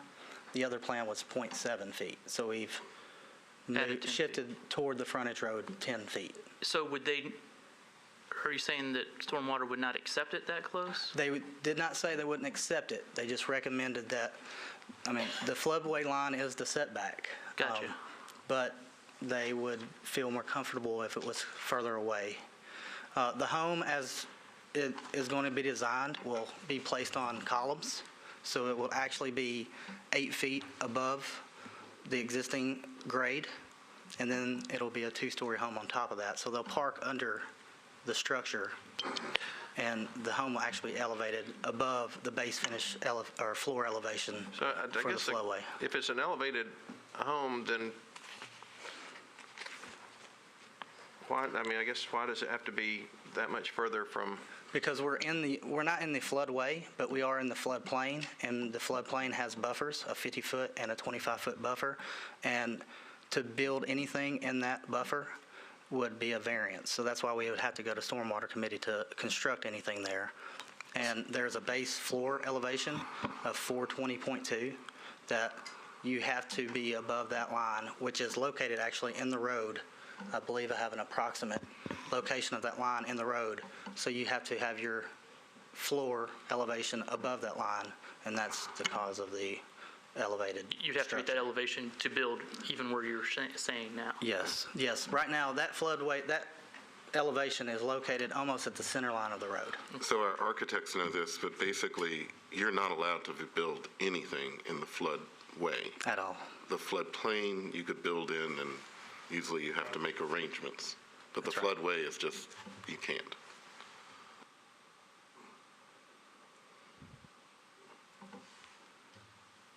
Any other questions for the applicant? Do you have anything else to add? Not at the time, no. We're going to hear from the opposition next, and you will have 13 minutes, 11 seconds for rebuttal. Let's hear from the opposition.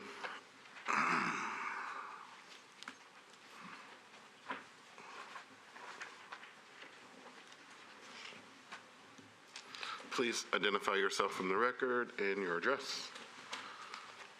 My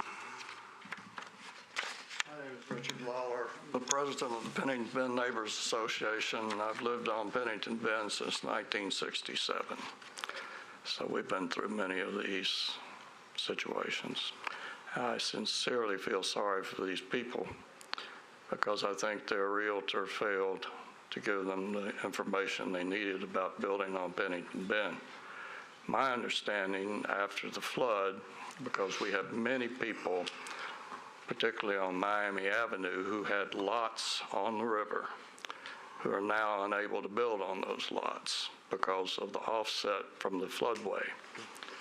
There's 75 feet offset required, and maybe they can get a variance, but that's what's required. And then when you move the house 75 feet away from the floodway, which, by the way, means the area where water is actually moving during the flood. So you've got the river basically as the floodway when it's in flood.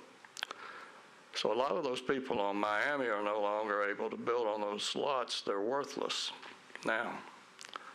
And that's a shame. And I think Metro eventually needs to do something to help those folks. The property to the south of this, you want to put that other image up there, please? Now the one with the lots. The lot to the south, the large lot with the green hatching on it, is Metro property. And then there are those 3 lots are for sale. They're private property. And the next one down is my daughter's, and the one beyond that is mine. So we're very close to that. I don't know if I gave you my address. It's 2313 Pennington Bend. There are many objections to changing the rules, but I'm going to turn this over to my daughter because she's a lot smarter than I am. So I'll just say I oppose it. The councilman opposed it. I got at least 10 emails from people on Pennington Bend opposing it. And so what's really the main reason that you oppose them? Well, I'll let her give you that. Okay. Please identify yourself for the record. My name is Travis Lawler. My address is 2315 Pennington Bend Road. My home is actually the first home to the south of this property. There are some vacant lots between my house and the property. And I just want to clarify one thing. There has never been a home on this property.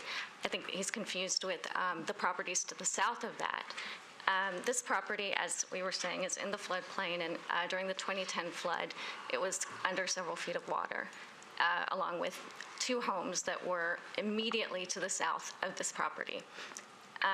And both of those homes, the city, along with the state and federal government, spent more than $5.8 million on Pennington Bend purchasing flood-damaged homes to demolish them to create more open space for flood control. So I think it's inconsistent to then allow a variance for a larger footprint for this home that's just feet away from where we've spent millions of taxpayer dollars to create more open space. So, and also, one of the requirements for granting a variance is, sorry, I'm nervous, is that the circumstances be unusual. They can't not common to the general area. And as my dad mentioned, the entirety of this section of Pennington Bend that runs next to the river and the next street to the north of us, Miami, all face the same problem, which is these very narrow lots sandwiched between the river and the road. So there's a very small building envelope, and I know it would be an inconvenience to build within that envelope because it would make a very small home, but that actually is not, that is actually consistent with the character of the neighborhood. There are a lot of very small homes in this neighborhood.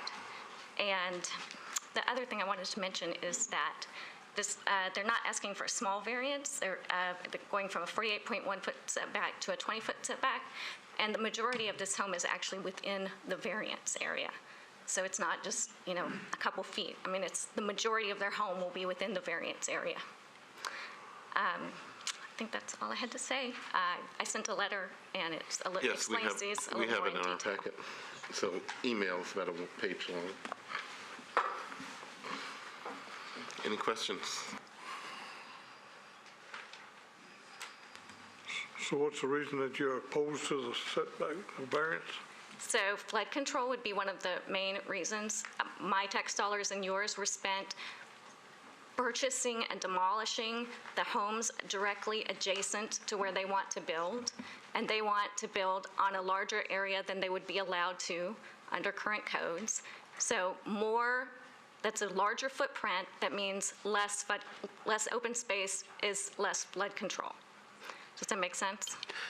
I guess, I mean, I understand some of that, but what I heard them say is that they're building a house on stilts, which is, you know, I don't know, you've probably gone to the Gulf and seen all the houses that were built in the 60s, and they all got blown away by hurricanes, and now they're all on stilts, so you don't have so when the water comes up, it goes underneath the house. And it seems like what they were describing was something that would have the impact of maybe, 10 trees instead of a flat building. And so, Yeah, I suppose I'm that's true. concerned a little about I don't know what the pad, what kind of pad they have The under pad would it. be concrete, so it's not permeable. And also, one of the points the councilman made when, I think in the email he sent you, was that this would set a precedent. And there'll be a lot of people, there are already 5 lots on Pennington Bend where the people would love to have exceptions to the rules to build closer to the road, because you got to get away from that floodway. And instead of building, one of the developers, instead of building 4 houses as he intended, is now only going to build 2 houses because he can't do it in that piece of land. So I think that's the precedent is one of the big points that is important to this. That's my point, is that this is not an unusual situation, and if you grant it to them, then you're going to be granting it to, or, a lot of other people are going to come wanting the same type of variance, which then what is And it the a people variance? who are coming are mostly speculators. And now these people are not. That's fine, and I'm sincerely sorry for their situation. But speculators, you all know what's happening in East Nashville. Tearing down a perfectly good house on a nice large lot, putting in 4 or 5 very narrow, high houses. The same thing's happened on Miami. And on Miami, across the road from the river, there are 3 of them in a row, and they're now rented out as vacation rentals for very large parties. And there's been a good deal of complaint about that because, a fraternity party is a loud, intrusive thing to have in a neighborhood. They're more or less hotels in a neighborhood. And then we're trying to avoid that on Pennington Bend.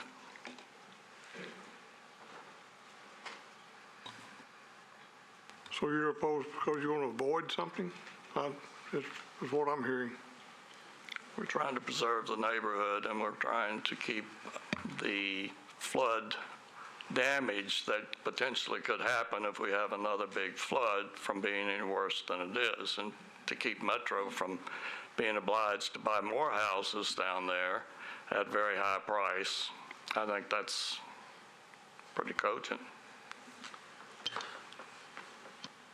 Mr. King, are you the person who is the real estate agent out there on the property for sale down the road? No, I'm an architect. Sir? I'm an architect. But there's a Richard King as a realtor on the sign down the road. That's not you. I own that property, yes. Okay. I just wanted to know if you were objective about this. But I also live across the river, and I watched the flood. Yeah, so up on the high side. So between my house, which is the first house to the south of this, and this property, there's 2 lots that Metro owns where they bought them out for flood control, and then there are 3 additional lots that are currently for sale. Right. I think, let me correct what you said. Metro did not buy these properties. It's not going to keep that area from flooding. They just didn't want to have the people rebuild. Flood control was one of the goals of the buyouts. Right, but the main goal was to keep those people from rebuilding in an area that will most likely flood again. I'm not sure if those were empty lots during our 2010 flood. The flood would have been probably just as bad, whether there's a house on it or not. And Metro had to draw the line somewhere. They couldn't buy all the houses over there, so they picked a certain place to stop, and that's kind of in the area where we're looking at. They probably could have bought more, but that's what they picked, right?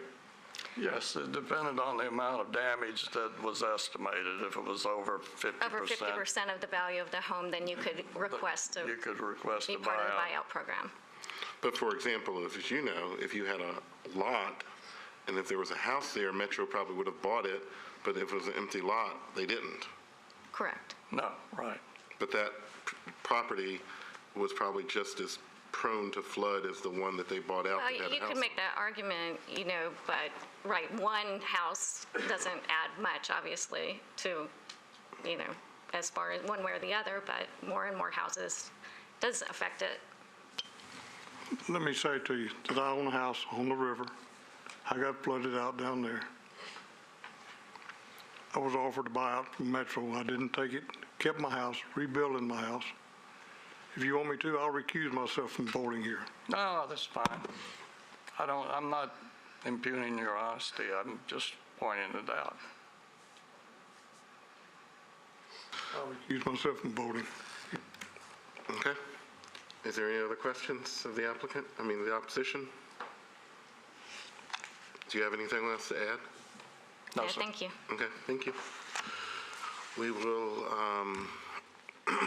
hear from the applicant again. Please come back. John, I don't know if you know the answer to this, and not sorry to put you on the spot, but if you're recusing yourself, you should leave if you're recusing yourself. how did we get to 48 feet? I know it's the average of the neighboring properties. Is there any overview we can see? Is there an outlier or anything that would have? I'm afraid I don't have the documents in front, but it was calculated as Or contextual have any street idea setback requirement. how close that house that we see in that picture is to the street? Do you have any idea? Do you have the survey? Do you have a survey available? If you presented it, it's in your packets. Okay, so in the survey for the property, they actually took the existing distances for the properties that are in place, and that is how the 48.1 came about. Right, I'm asking if there was an anomaly there.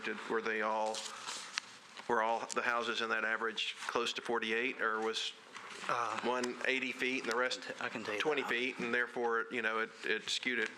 So, but they only take the properties with houses, isn't that correct, John? The forest near houses, not the forest nearest properties, because obviously. And do you know how close the house that we see in this picture is to the street? I can tell you that, yes, sir. To your point, David, I was just pointing out that since the houses are so spread out and there's so many empty parcels, that mathematically that average seems to be pretty insignificant, right? Irrelevant. The home you see there is 40. The home you see there is 40.3 feet away.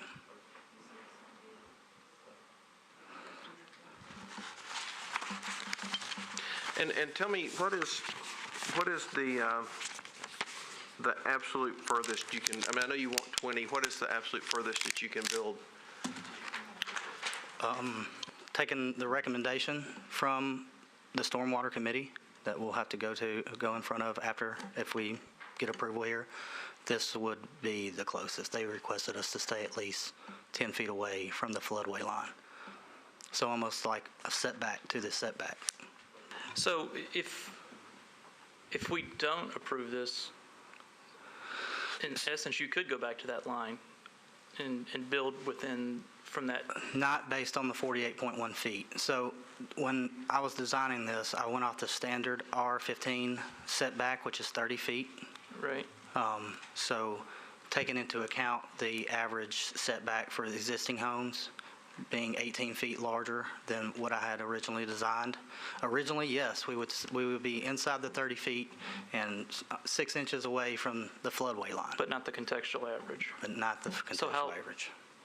No, I'm not trying to muddy the water here, but No. how, if you were building on that original line that you're now 10.7 feet away from, how, in your house is how deep? It is 40 feet. So how much of your house would hang over the contextual setback? Over the 48.1, you mean? Yeah. If we went back to the... I'm if we trying went to back find to the the drawing that point... shows how far back the floodway is. If we went back to the 40, or to the 0.1 or 71 feet off the floodway line, it would be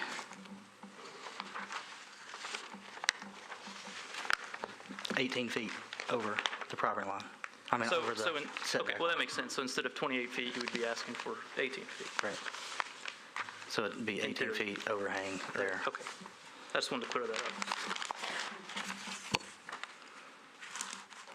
Any other questions before I try to The answer some pad of them? for the cars, will it be concrete, asphalt? Could it- It'll be a concrete pad underneath, but the rest of the home is impervious as well. So we wouldn't be adding any other impervious area except for the footprint of the home itself. And it will be elevated on columns. So we are required to balance the site with Stormwater Committee. So any grade that we add to the site, we have to take away. So there is minimal grading just to make the drive into the property. And then the slab is pretty much flat, it's running at 2% under the home. So we only affect two grade lines, two contours, the 418 and the 419. And the slab under the house is required to be a slab? It's not, but like I said, it's not adding any impervious to the area. So if it was gravel Yeah, okay. or grass, we would still be adding that impervious area for rain Right. because of the footprint of the home. Of the roof, right, okay. So, And, I'm sorry, go ahead. how, I guess, what I'm trying to figure out is there a pathway in my mind for you to build something here? And I'm having a little bit of tough time with 20 feet. And so I'm just asking some questions to make it sense. So how close are you to the side setbacks, and why is it not fatter than longer? To give you further setback from the street? So the side setbacks for this property are 5 feet, and we are 13 feet away on both sides. So it's centered on the property. We're trying to take in consideration the existing neighbors. Getting closer to the road would be less impact on them than closer to their homes.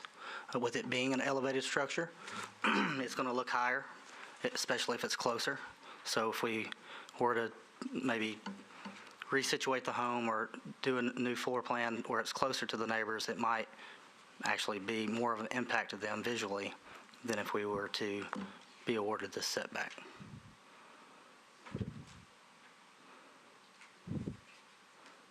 Any other questions before I try to address some of their concerns? Okay.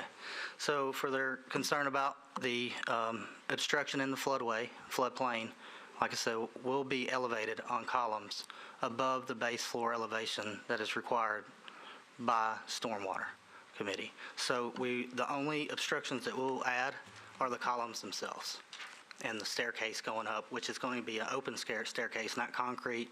It'll be fabricated of metal, so there will be no increase in obstruction there. We're required by the Stormwater Committee to provide a mitigation plan that offsets that impervious area. So we'll add plantings as required by that committee to offset the impervious area added in the floodplain.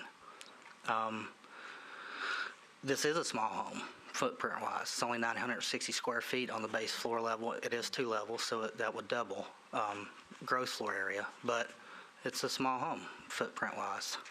So it is consistent with the existing homes there. The site must be balanced, like I said, minimal grading. This is not going to be a rental property. They moved here wanting to live on the river, and they purchased this property with that idea to live on the river. For the Stormwater Committee, certain properties are required, because of their footprint, lot coverage on the site, required to treat and detain. This is exempt from that requirement because of the square footage to lot area. We are less than 0.3%, or 0.3% of the lot area is impervious now, so we're exempt from that. So we don't have to treat or detain any stormwater. So it was beneficial for us to go talk to Stormwater Committee, to call on them and see what we would need to do to address any concerns they had with this structure on this site. and I believe that addresses all of their concerns. Do you, I'm sorry if you answered this a second ago, but do you,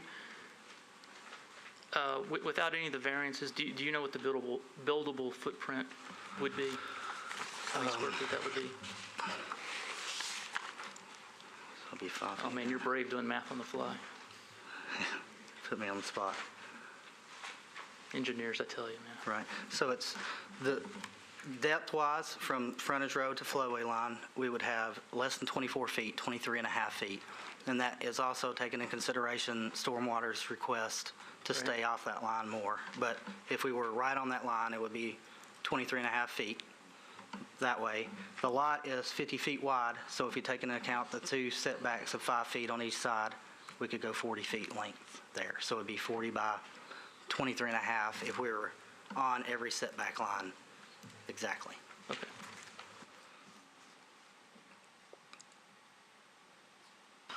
Any other questions? Do you have any- I want to ask, Yes. have you seen the letter from the former council member Phil Claiborne, who commented about this and in essence begged us not to approve this, and talked about this ditch that separates the lot as a main drainage ditch and gets increasingly deeper? And I suppose you did bring that up when you were talking to Stormwater, so. Yes, ma'am. We will not affect that ditch at all. That ditch is located within the 13 feet between the structure and the property line. The ditch remains. We will do no grading in the ditch. So that floodway or natural waterway, it will remain as is. We will not. Like I said, the grading is very minimal. We're only touching 2 contours, and that's just to get the slab at a reasonable level, so when they get out of their car under the house, they don't go rolling down the hill into the river. So it's minimal grading, and I have to, by Stormwater Committee, make the site balance. So it is very, very little disturbance on the site, except for the columns that'll be driven, and then everything else is vertical. Are you aware that we've had 10 letters opposing this house being built on this lot? No, ma'am. Well, I'm not aware of any opposition. This is the first coming to this meeting. This is the first I've heard of it. To the board members, it's worthy of note that the letters of opposition come to the board in our file and don't go direct to the appellants in those cases. And I'm not aware of those, but if they follow suit to the objection here today, they seem to be concerned with adding obstructions to the floodplain. And I can understand that because, like she said, if you add one house, that's not going to add that much obstruction to it and make the waters elevate even higher during a flood. And if you do several homes, but if all those homes are on stilts, then that impact is minimal. So that's what we're proposing today. The impact is the columns are 2 feet in diameter. So I think there's 12 of them. So that's 24 square feet that we're adding to the floodplain. We also received at least one letter of support. Okay, well, that's which is promising. Says something. Any other questions for the applicant? Do you have anything else to add? Do you guys want to say anything else on your behalf? Thank you. Okay, thank you. We are going to close the public hearing. Discussion.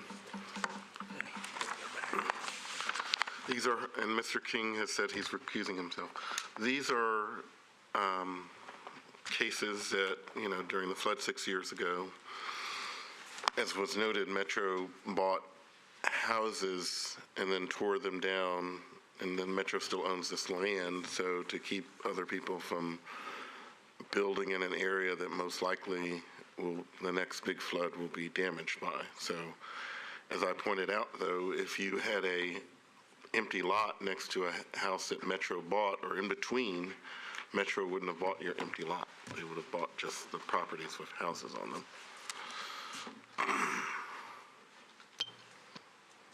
Well, as I alluded to earlier, as far as the contextual setback, I think this is such an unusual situation with so many vacant lots and so much distance between the data points that I'm willing to give a variance on that particular issue. And And it sounds like, if I understood the engineer's response correctly, that, that what they can build by right isn't any more or less intrusive than what they're asking for. I mean, he said, I think it was roughly 20 by 40, something like that. So, 23.5. right, and I think what they're showing is 24 by 40. It's oriented 90 degrees to that situation. So they're not asking to build anything more intrusive than is allowed within the flood. And so that, following that logic, if you're still following, the only issue then is the setback, and is it an odd setback? And I don't think that there's enough data or relevant data to say that it is oddly placed on the lot. Does that make sense? That made perfect sense in my head. I don't know if anybody else. No, it totally does. And I mean, I feel that everything I've heard says, it would like to find a solution for this family to build a home, and certainly understand that a lot of the requirements for variance are met in terms of the characteristics of the property. And I'm struggling with, is it 20 feet or is it more than 20 feet? I mean, I think that the orientation, I don't know if it's a ditch or, I didn't, if you all are comfortable with 20, I'm not going to stress over it too much, but there's something about the 20 that felt a little close, but it's, for that road, but there were good reasons and given for it. And so if you all buy that, then y'all are the architects and deal with this every day, and so. Well, I can buy it because of the Stormwater Committee. That's what they recommended. And like David said, it's really the contextual street setback is applied here because of the bulk regulations, but there really is no context. So it's really one of those unintended consequences. Okay, anyone want to make a motion? I'll move that we grant the variance, finding the hardship is the unique situation of the floodplain and the topographic issues on the site. Okay. I'll second. Motion's been made, properly seconded. Any more discussion? Seeing none, all those in favor signify by saying aye. Aye. Oppose? And Mr. King has recused himself from this case. So, it passes. John Michael. The next case that will be heard by the board today is case number 2017-037. That case is involving a short-term rental property located at 2111 Simmons Avenue. This is an Item A appeal based upon the zoning administrator's denial of a permit, the permit having been denied based upon prior operation of the short-term rental property before obtaining the legally required permit pursuant to 6.28.030 in the Metro Code. Zoning map here shows you the overview of the area just off Thompson Lane in Nolensville Pike. The aerial map gives you an orientation of the residential neighborhood in question. And then a simple photo of the property, which, as you can see here, is dated from the tax assessor's maps. We'll invite the appellant, Mr. Brent Miller, to come forward. Board members, we also received a letter, or an email rather, from the council member, which I'm not positive made it into your packet or not. If you'll give me half a second, I'll try to produce that as Mr. Miller comes forward.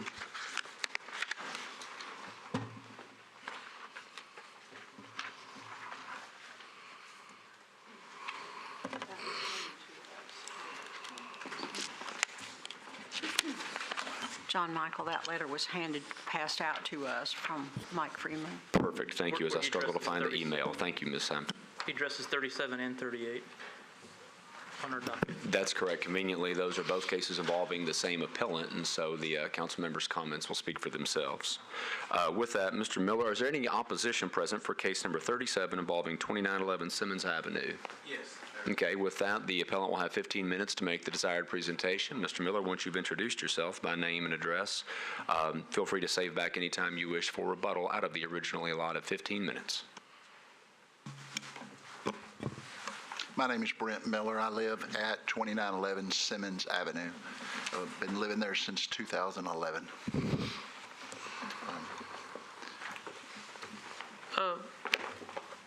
Where are you from originally? You look familiar. I'm from Kentucky originally, but I moved here. Elkton, yeah? Yeah, I grew up in Elkton. Did you go to Todd Central? I did. Yeah, I remember you.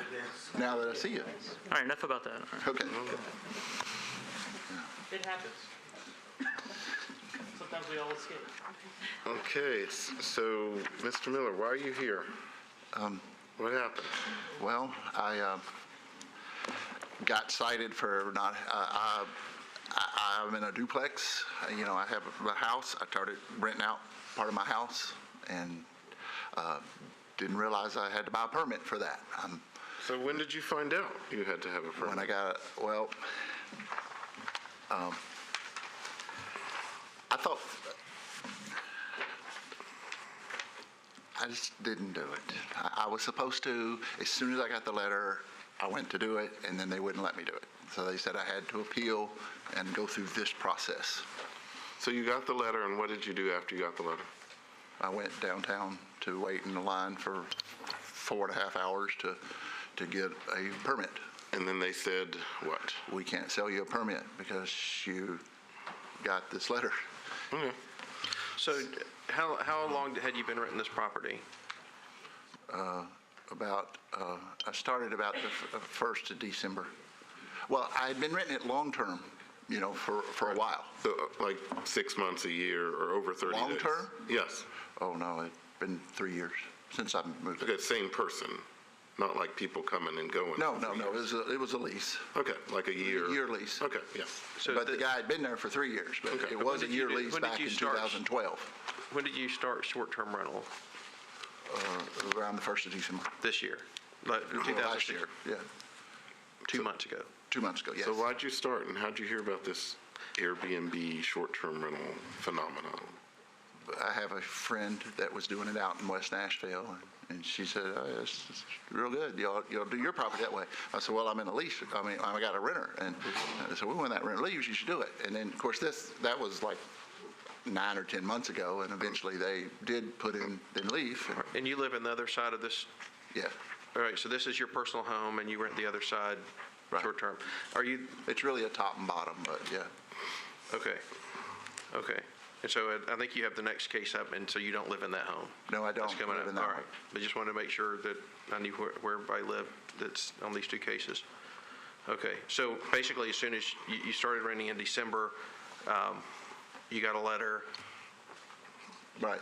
I got a letter, but I didn't get the letter for a while because I was out of town for Christmas. They sent it, well, according to the letter, December 19th, and I went out of town on December.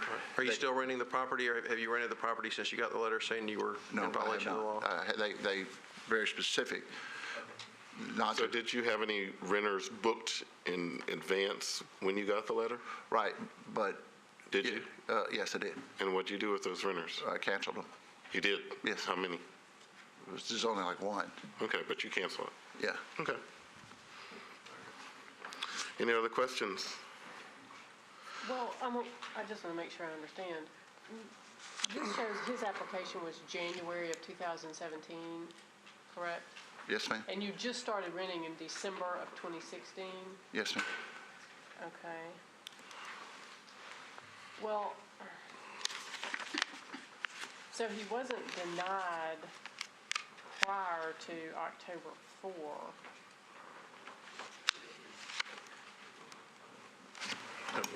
I'm sorry, does that simply apply, does this denial, these new standards that we follow, only apply if they're denied prior to October, or can we apply those to any applicant that is subsequently denied? The latter. Okay, thank you. I just wanted to clarify that. Any other questions of the applicant? Okay, we are going to hear from the opposition, and so you'll be invited to come back, and you'll have 14 and a half minutes to talk some more. So, opposition, please come forward.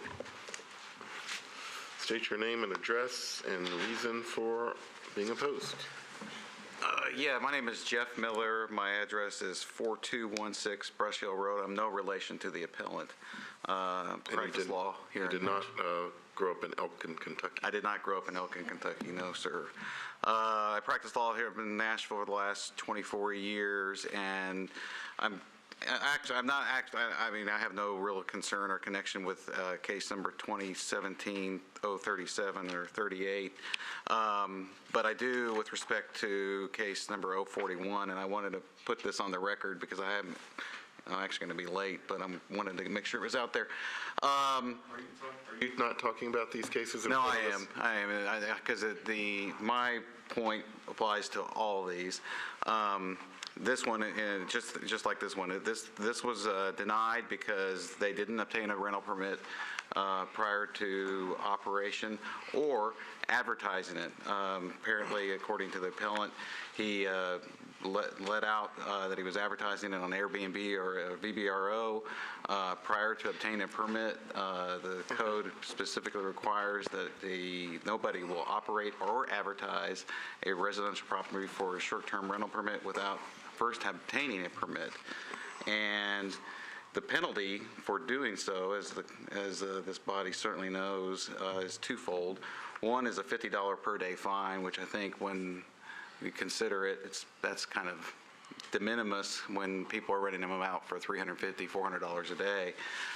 Really, the only penalty that has any meaning here is if you do so without obtaining a permit, then you are subject to a one-year period from being found of doing such before you can be eligible for such a permit. I think that is the only penalty that has any teeth or meaning here, and it's non-discretionary. You either have a permit or not, and if you don't and you advertise or operate, then there shall be a one-year waiting period. There's no discretion. I don't think you have the newest, this isn't the newest ordinance. I pulled the ordinance off the Metro government website just today, 2/16/2017. This board now has further discretion to interpret that ordinance. Okay. Well, and the other thing I want to make note, this is a different neighborhood than kind of Germantown or Hillsborough Village or West Nashville. The next case that we have, and I'm sure this case with the same applicant, he's charging $79 a night. So he's not, charging hundreds of dollars here. Well, that may be the case, but and so $50 may be substantial in that sense. But I also believe that if the code is that we are going to penalize people by making them wait a year in order to, if they don't get a permit, then that needs to be enforced. And I don't think there should be any discretion because somebody is either ignorant of the law or or is willful. I think it's you're either permitted or not, and you either comply or you don't. And if you don't, then you're subject to the one-year waiting period. Mr. Miller, I was just looking at this because I had some questions myself, but actually it's up to 1 year. It shall be up to 1 year. It's not it shall be 1 year. That's how it reads now. So we do have some discretion, and that's why we wanted more information from the applicant as to the reasons for his lack of permit. Well, and for clarity for the board, Mr. Miller is likely reading from one of the original iterations of 628-030, and of course, I believe Ms. Chappell is citing here ordinance 2016-257, Amendment 1 to that ordinance, which was codified September 21, 2016. Okay. Well, I've got what I have here shows Amendment 1 to Ordinance BL 2015-94, Section 1. And it says there shall be a one-year waiting period from the date of such finding. Now, again, I pulled this off this morning from the Metro government website, so I assumed that it was up to. You admitted you don't live in this neighborhood, and you're kind of also interested in some other cases. So why does this concern you so much? Why are you? Well, I'm interested in the debate about short-term rentals. I am following that pretty closely. I take issue with people operating short-term rentals, particularly the investor-owned ones, in residential neighborhoods. Yeah, John, let me ask, John Michael, how many bills are currently in front of the Metro Council that deal with short-term rentals? I believe there are 2 that have reached pending legislation status and 4 more that were filed at the last council meeting on first reading. Sorry if that's my best estimate. I think okay. there are 6 So swirling right roughly now. 5 or 6. So as you know, we're not the legislative body. That's right. So if you're really interested in them, we invite you to contact your council person or some of these sponsors and go down and talk to them. I am, sir.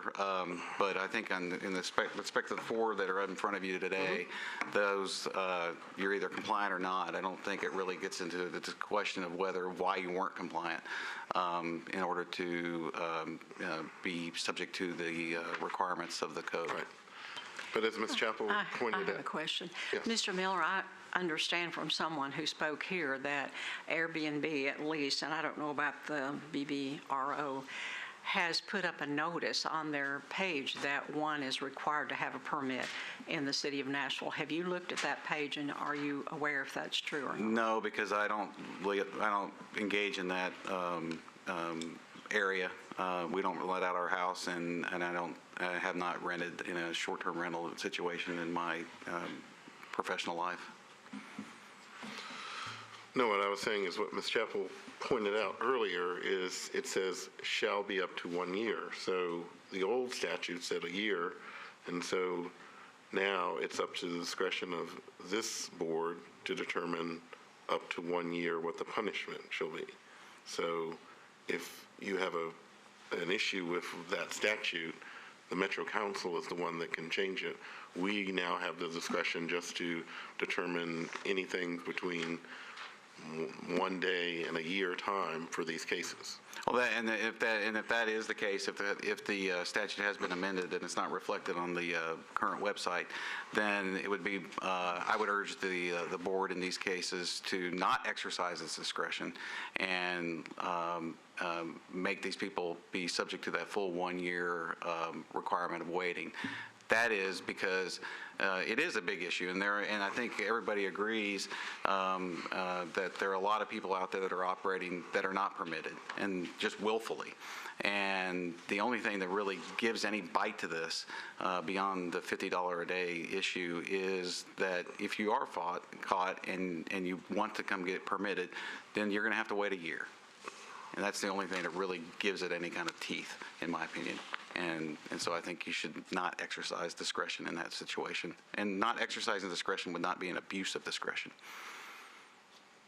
But there are mitigating circumstances which we hear here. You're entitled to, yes. And I do, and like I said, number 041 is on my street. And so I do have an interest in that one, but I do have to go to an appointment. I wanted to make sure I at least got something on the record. Do you have anything else to add? No, I don't. Okay. Thank you. Thank you. Let's hear from the applicant again. And I mistakenly said that you charge $79. This is case 3039. What do you charge for this property?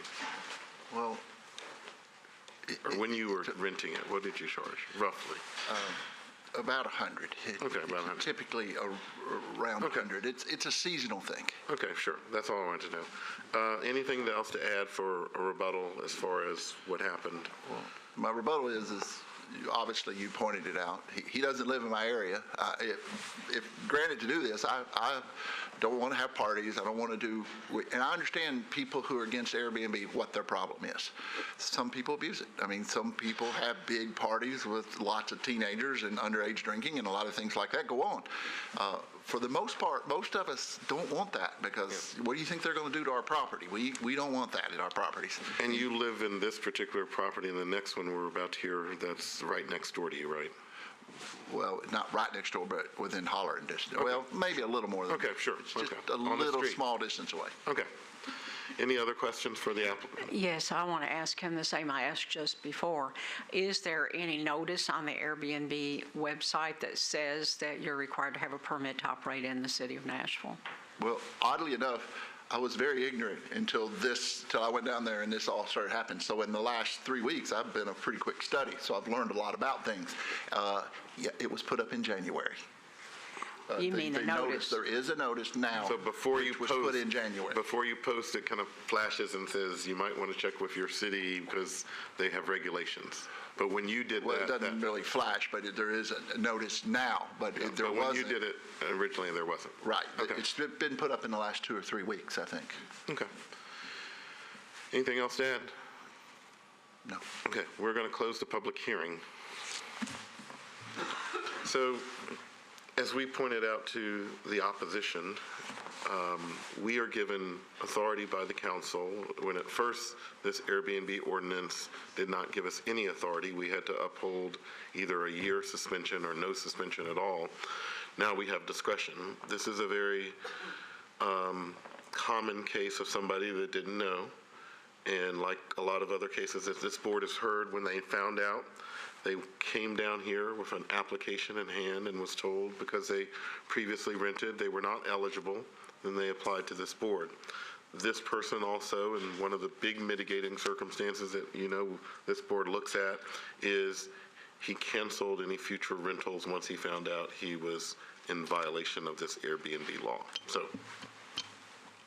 Yeah, one of the big advantages to the city for having a lesser penalty is that in cases where you have, in this particular case, an owner-occupied short-term rental where the person followed the law when he was cited and said, hey, and it hasn't been 2 months.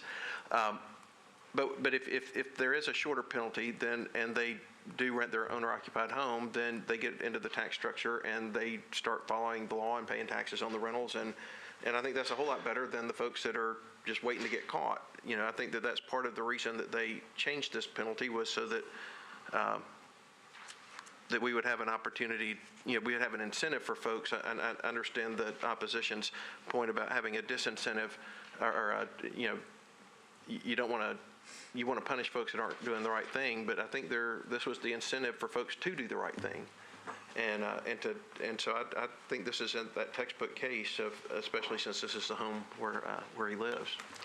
Has anybody any information about whether, when he received notice, whether he got any complaints on either of these properties? I didn't think to ask that, so I don't know if there were complaints by any neighbors for noise or anything, especially on the one that's non-owner occupied on Logan. Well, we'll ask him on the next case. Oh, okay, we're going to go separately on that Yes. one? Okay, never mind.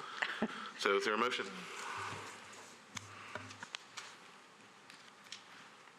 Well, I make a motion that we overturn the zoning administrator based upon our finding that the applicant, that the facts set out in 1 through 6 of the appropriate provision of the code apply to this applicant.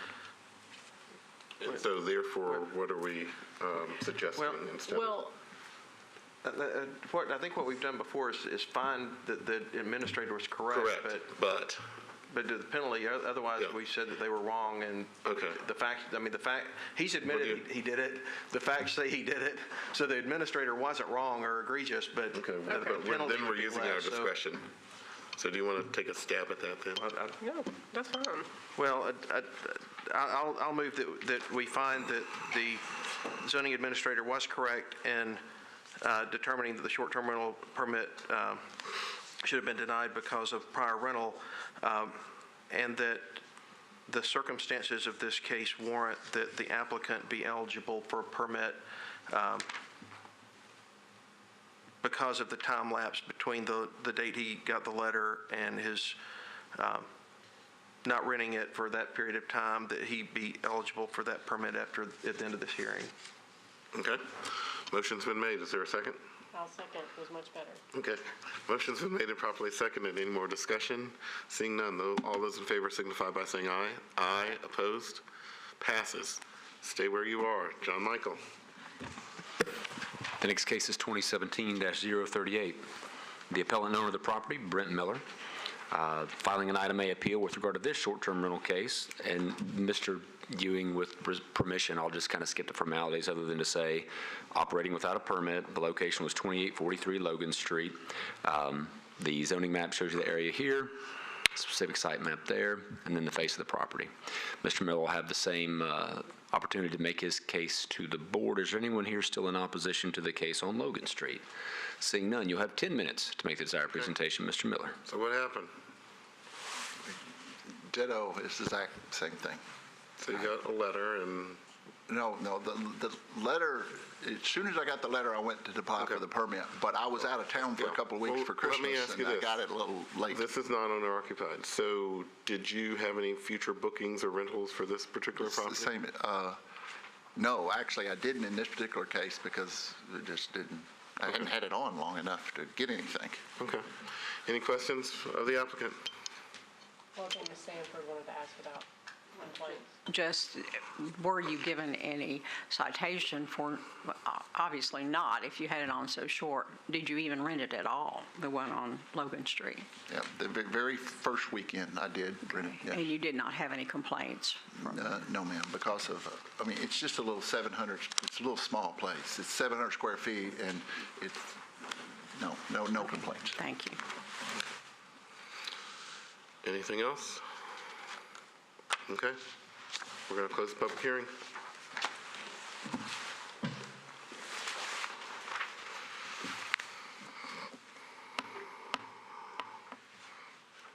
Same scenario, different place.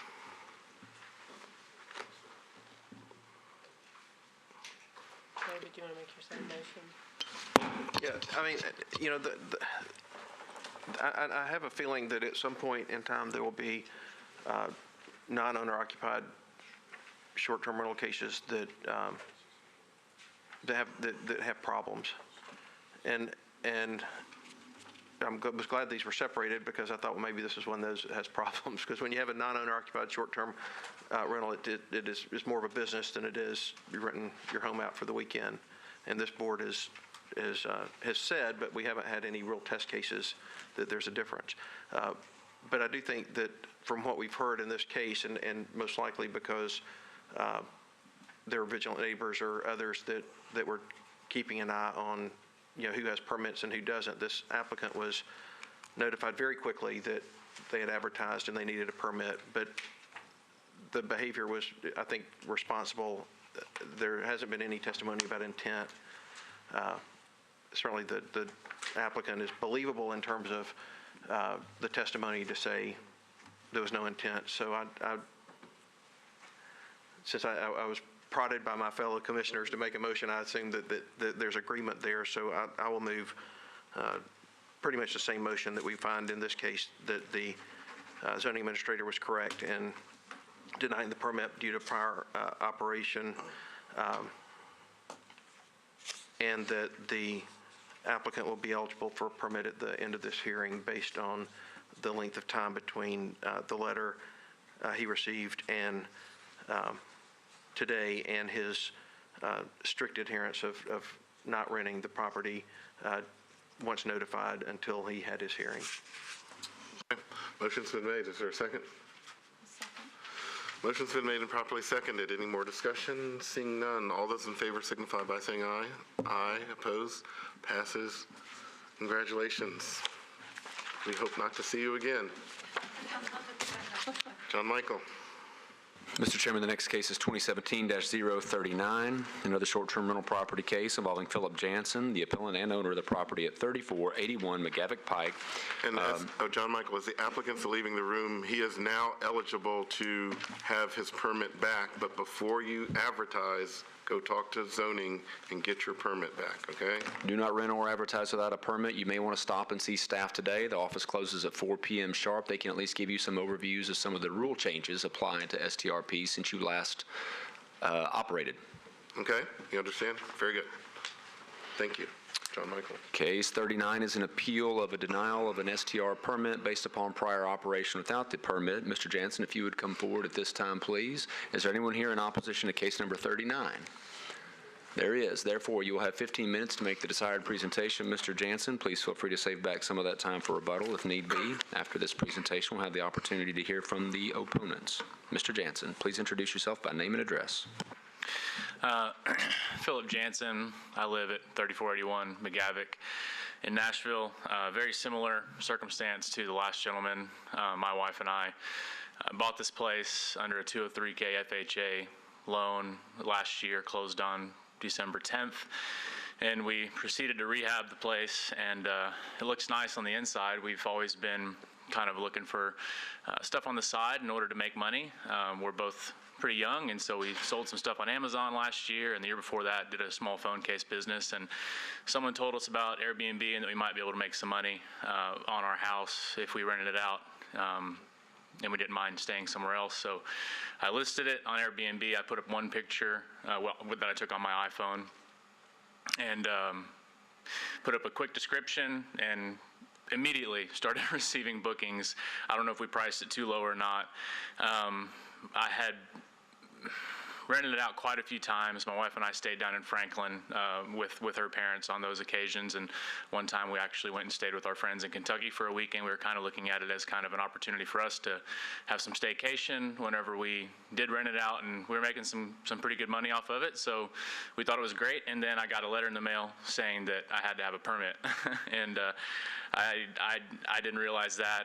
At that point, I paused the listing, and I went and sought out a permit, and didn't, and then it got denied. And I think I went a little bit late, like after the initial letter came.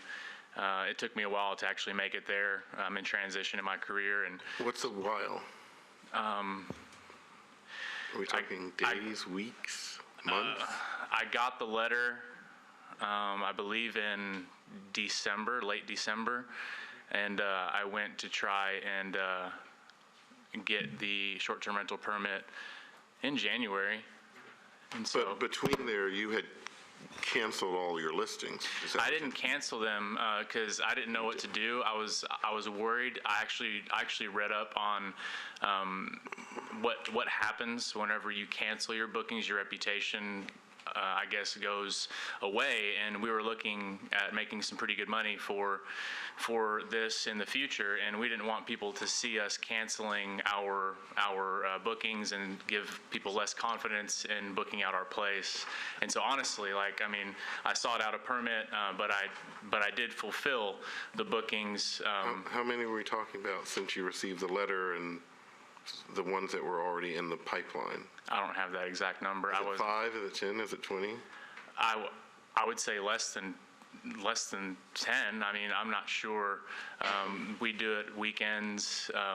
Sometimes we step out during the week if it's worth it, but we've actually been, a little bit tiresome of it, but still, I mean.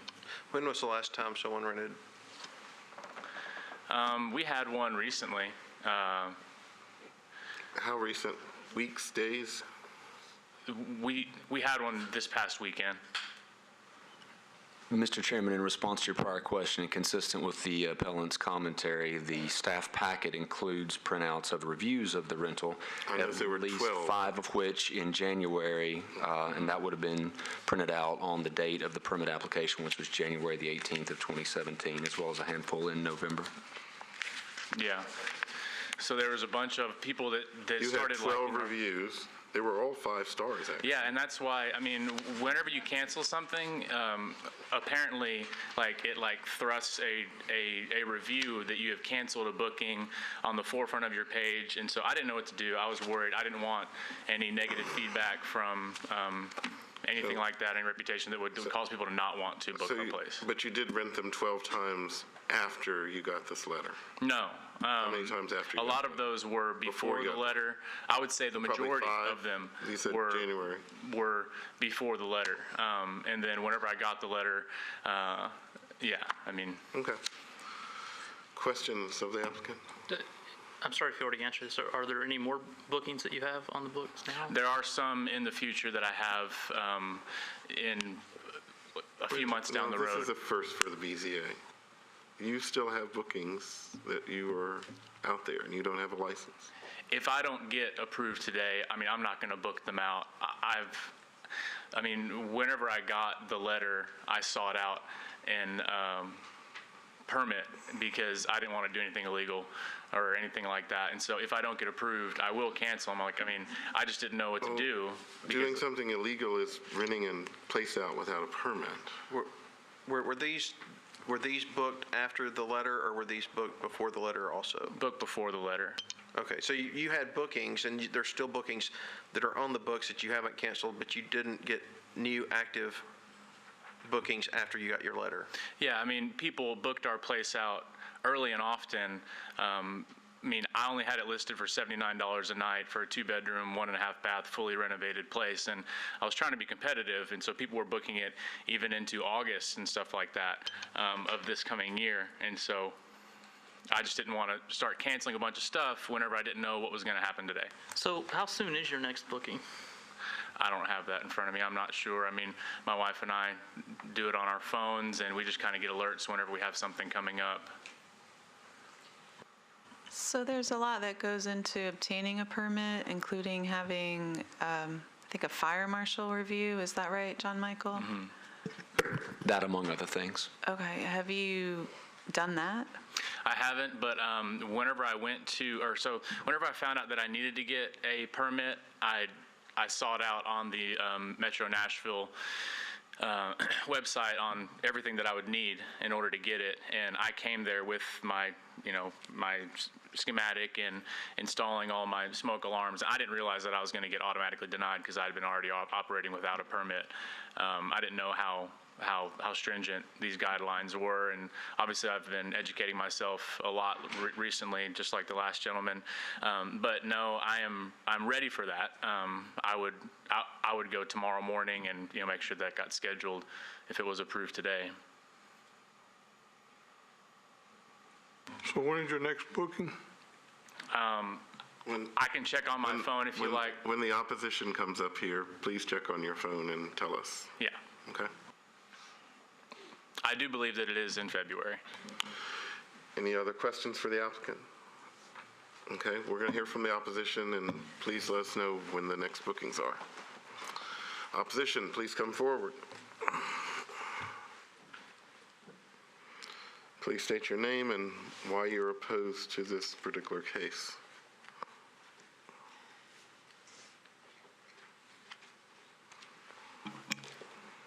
My name is Trid Eastwood. I'm the president of the Seven Oaks HOA, which the owner is in and pays his dues to. There are 47 people in our HOA who are paying every month to keep the HOA clean, safe. We do the lawn care, go around once a month, and we check and see who's putting things up that shouldn't be there and stuff like that. It's also written in our laws that only no unit or lot shall be used except for residential purposes only. So what he's been doing so far is not with our within the guidelines of the HOA. So we're asking for him not to be able to proceed with his request. Okay. Do you have anything else any questions of the opposition? Do you have anything else to add? There is a $50 a day fee for anything that's not accepted in our HOA, so... That's up to you to enforce. I understand that. It's just making it hard. This is just something that's making it hard for HOAs because we now will have to get a lawyer and take them to court, so... But if a good lawyer has drafted your HOA fees, if you're successful, you get that from the party that you have sued. That's correct. So... Everyone we took to court, we always have I have a question. got that done. Did you receive any complaints from anyone who was renting there? He's obviously had several renters. Have you all had any complaints? The problem with our HOA is we have long-term rental there, 1 year or more, And so there's probably a lot of people who are living around there that are not the actual owners, so they're probably not calling into the HOA because they probably don't even know there is an HOA. Okay. Any other questions? We're going to hear from the applicant again. Thank you. Thank you.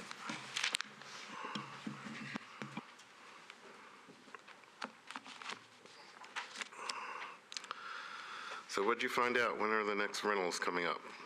And how many are there? Sure. I remember this one. It was actually a lady that wanted to take her and her husband, and it's coming up. We have one coming up on the 24th of this month, and then there's one on a weekend in March. And how many total? I didn't count them. I can Is it count. over 10? Going into March and June, there's one or two every month, and yeah, so it would be over 10. Over 20? I would say no. Okay. But again, I mean, if I'm not in compliance, I'm not going to be concerned with canceling that. With the HOA concern, I understand. Actually, it was. Let me say that's not our deal.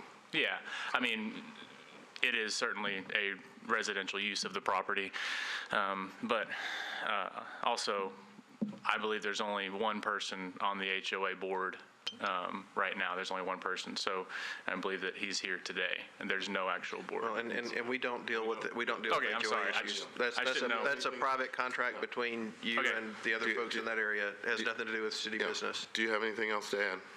I don't, just that I have done everything I can to be compliant from the moment that I received the letter, and I'm here today requesting an approval so that I can. Not quite. Not quite. I've done lots, yes, sir.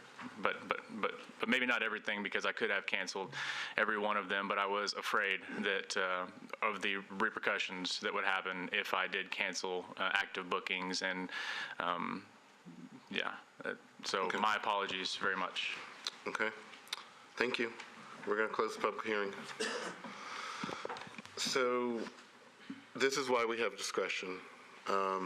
We hear from the council people, including the last case, the council person didn't want us to approve it.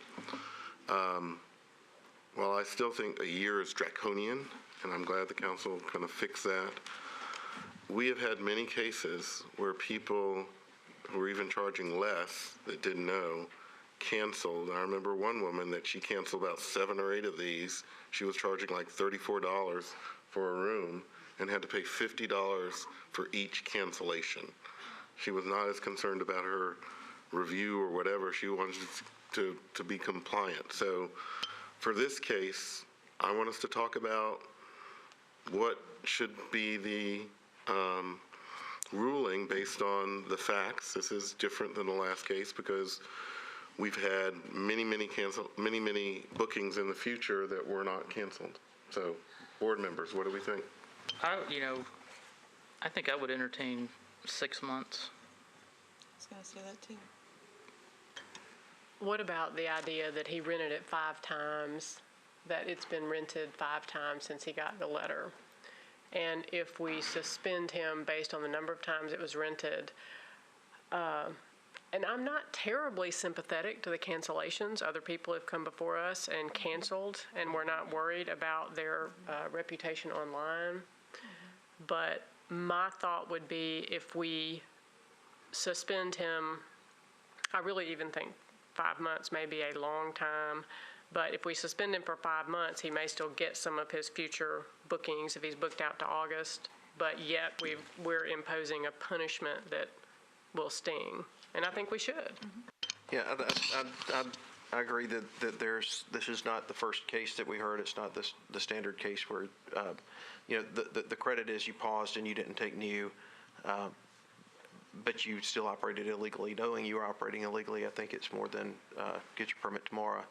And, I'm in the 3 to 6 is fine, 4 or 5 is fine, whatever the majority think on that one.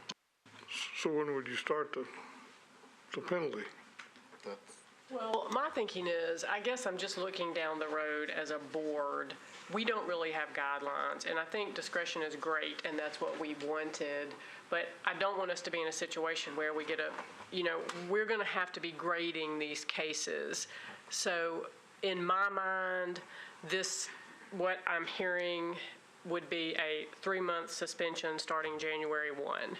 And just sort of, that's kind of the level of complaint I have. So you said 3 months, Mr. Taylor said 3 to 6 months, these folks said 6. What's our comfort level? I actually like the idea of tying it to the, we don't have guidance. But every case is going to be Sure. different, so we should not. But there is, I think appeals courts like, reason and don't like things to appear arbitrary, and I think 5 months for the, there's 5 cases or 5 rentals that he accepted and has been paid for. In theory, the ones that are booked in the future that he'll have to cancel will be punishment in and of itself, I think. So if we gave him 5 months, I think I would be okay with that. Starting when? Right now. Starting today. Okay. Motions, anyone want to make a motion? Well, the only thing I do think, I do like the incentive for honesty. I do like that we have people that come here and, and incriminate themselves, in the sense that they full disclosure. And, so I don't know. I don't want to. Well, we're still more flexible than if you go down to codes and say, hey, I've been renting prior, and it's like, well, see you in a year. I'm just saying, I'm just a little reluctant to tie a penalty to I don't want to tie it to something permanently. Well, the only reason I wanted to tie it, and I will say, for the record, that this is case specific, and I just think that I think anybody looking at this after the fact, like an appeals court, could possibly see 6 months is more arbitrary than 5 months when we've discussed the 5 incidents that he has rented. That's my thinking. Now, it doesn't have to be 5 months for me to vote on it, but I think it's a non-capricious place to start. Okay. But I'm open, to the board's. Any other? Can I try one more Yes. time? We have these 6 requirements that we would base our decision on. So I would just, we're looking at an appeals court down the road. We've heard from the operator who was brand new. He just got his letter and started renting it. We don't have testimony of neighbors or other specific opposition, although we did hear that there may be a problem with this HOA, which I think we can take into account, even if that's a separate contract. We have evidence that he was informed of the requirement and disregarded it, in the sense that he could have looked at the law. He could have known that he should have canceled, because specifically we're supposed to look at whether he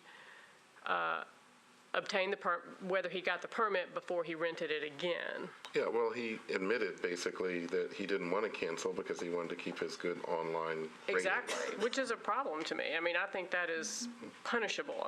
So I agree. But I'm just trying, because we're dealing with somebody that was qualified or notified in December, in my mind, and maybe this just because I'm a lawyer and it moves so slowly, I think we're here 60 days within his letter. I think that's about as quick as you can move. So I feel like. But he's been, you talk about when does it start. I'm more inclined, whatever we do, to do it today, because he's just been acting like, well, everything's the same. I'm not canceling anything. I'm just going about my business. Whereas most of the other cases we've heard recently, when they got the letter, they immediately stopped, and there was like a lag of 2 months. And then when they came here, we just said, oh, okay, you get your permit back. And I totally agree with that, and I would be fine starting it today. The thing, and where I disagree with you, is I think if we tie it in to the number, what I'm trying to do is kind of categorize as a board what we think is problematic, and then we have a 3-month for this, a 6-month for this, 9 months, and do it that way. And to me, while it is egregious, it's on the lower end of egregious just because he's here right after being allowed. That's just my thinking. And maybe you're right, it's better to tie it to the number of offenses, but I think that may be more of a problem down the road, given our it could have easily been 10 times or anything, 15 times. That's valid. And you guys are going to talk me down to nothing here eventually, but you addressed the main point of I just don't. You're right. We don't want it to be arbitrary, and let's define some. But what we've said is, given that he continued to rent even after giving the letter, that's not good for this board. We don't like that. We like the people that when they found out, they came down here and they said, I cancel all future bookings until I get this permit. And that's fair to everybody that plays by the system. And there are a lot of people that play by the system and a lot of people that could be renting out their house that don't have permits that decide, I'm not going to be in violation of the law. Yeah, I'm thinking a little bit now that if you let's say you were the best case scenario that we have where you find out immediately, you stop. There's about an 6 to 8 week time frame. And so we say, you've kind of been penalized for almost 2 months, maybe a little bit more, maybe a little bit less. And so, this seems to be kind of double that. I mean, your 2 months should. But one of the reasons we're so light on those people is because they stopped. And so if this person didn't stop. Well, that's what I'm saying. I think that. Double might be the. Well, and I think, but, I agree. And so, like I said, that's why I said, I'm kind of leaning toward, and I think today's the day. There's no time served because it's been rented up until today. So, I mean, I think for the others, they have been penalized. They've been penalized several months, but it was when they started their self-imposed not renting, and this was never self-imposed. So that's why I'm thinking, I think, 4 months from today is perfectly appropriate. 2 months had to has stopped, but then acknowledging that, no, this is another level above that. So how about I make a motion and you guys can tell me what you think. I move that we find that the administrator was correct in his ruling, and given the circumstances of the case, that that the permit be denied not eligible. Is not eligible for a permit for 4 months from today's date. I'll second that. Motion's been made, properly seconded. Any more discussion? Seeing none, all those in favor signify by saying aye. Aye. Opposed? It passes unanimously. So the legal ramification is, for the next 4 months, you cannot rent any of your house for Airbnb or short-term rental. And if you have bookings, which you said you had, those should be canceled. Because if they're not canceled and you try to go get a permit 4 months from now, they're not going to give it to you. And you're going to have to come back here and explain why you didn't follow our ruling to cancel 4 months of permits. And I'm sure we won't be as happy either. Absolutely. Okay? Am I able to address the board by asking how can I appeal that decision? To the Chancery Court, and John Michael can help you with that after the meeting. I really appreciate it. Thank you, Jeff. Okay. John Michael. Mr. Chairman, the next case to be presented to the board is 2017-41 for property located at 4117 Brush Hill Road, another short-term rental permitting case. Technically an item A appeal challenging the zoning administrator's denial of the permit requested based upon prior operation without the permit. Aerial map gives you a view of the neighborhood there. Tax assessor's photo of the face of the property. The appellant, Mr. Irwin, is also the owner of the property. Will have the opportunity to come forward and make the desired presentation to the board. Is Mr. Irwin present? Please come forward, Mr. Irwin. Is there any opposition present regarding 4117 Brush Hill Road, case number 41? Please signify by raising your hand. Seeing none, Mr. Irwin will have 10 minutes to make the desired presentation to the board. Okay.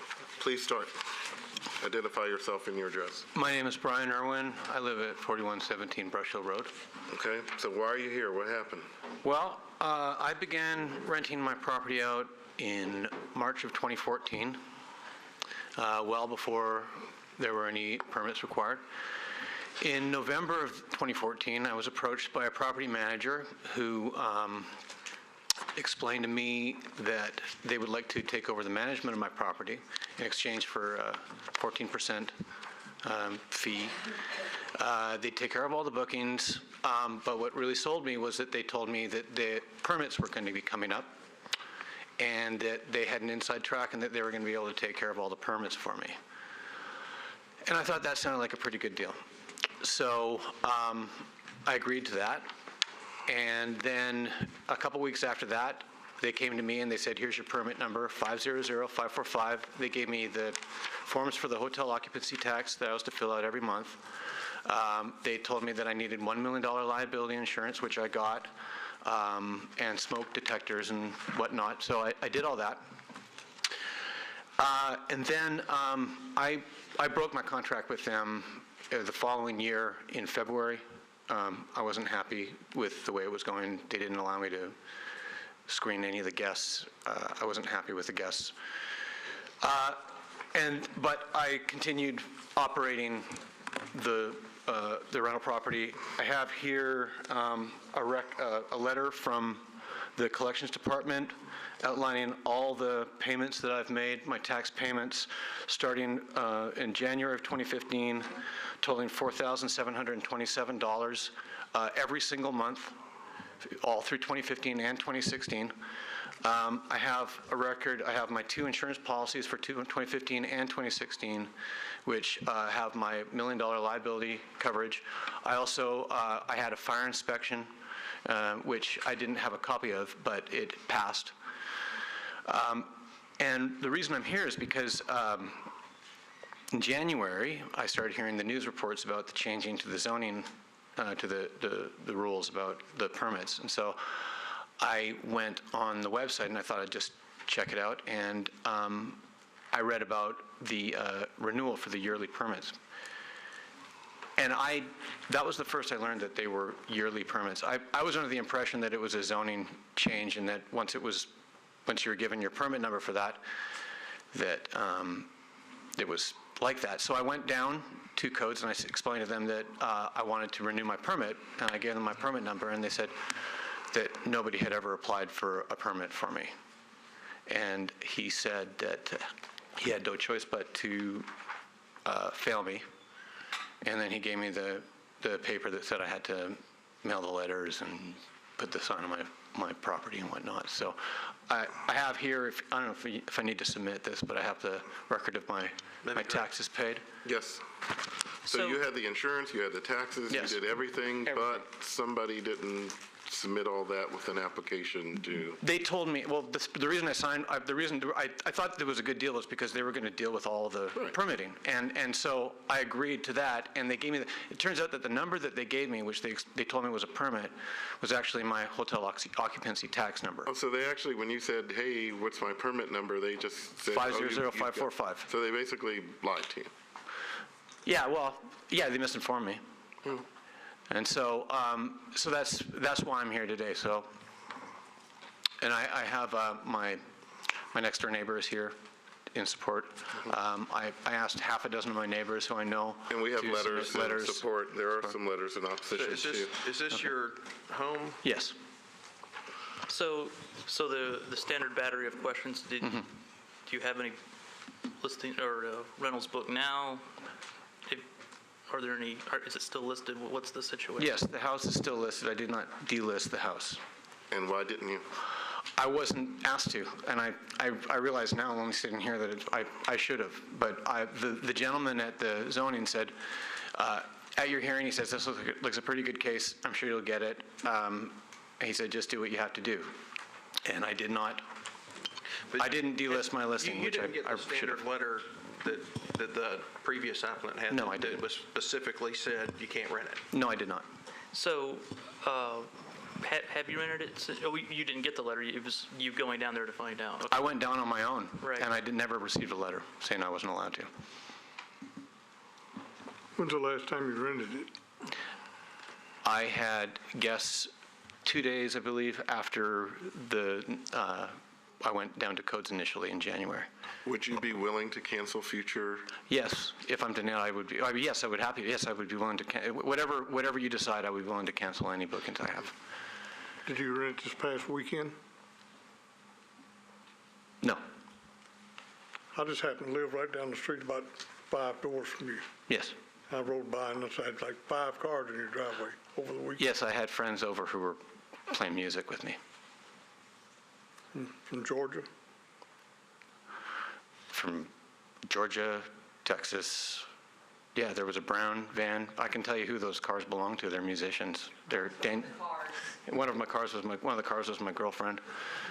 I can tell you who those people were. They're musicians in town, and they were at my house playing music. Any other questions? Do you have anything else to add? No, unless you have any other questions for me. No. We're going to close. Oh, we don't have opposition, do we? Okay. We're going to close the public hearing. Discussion.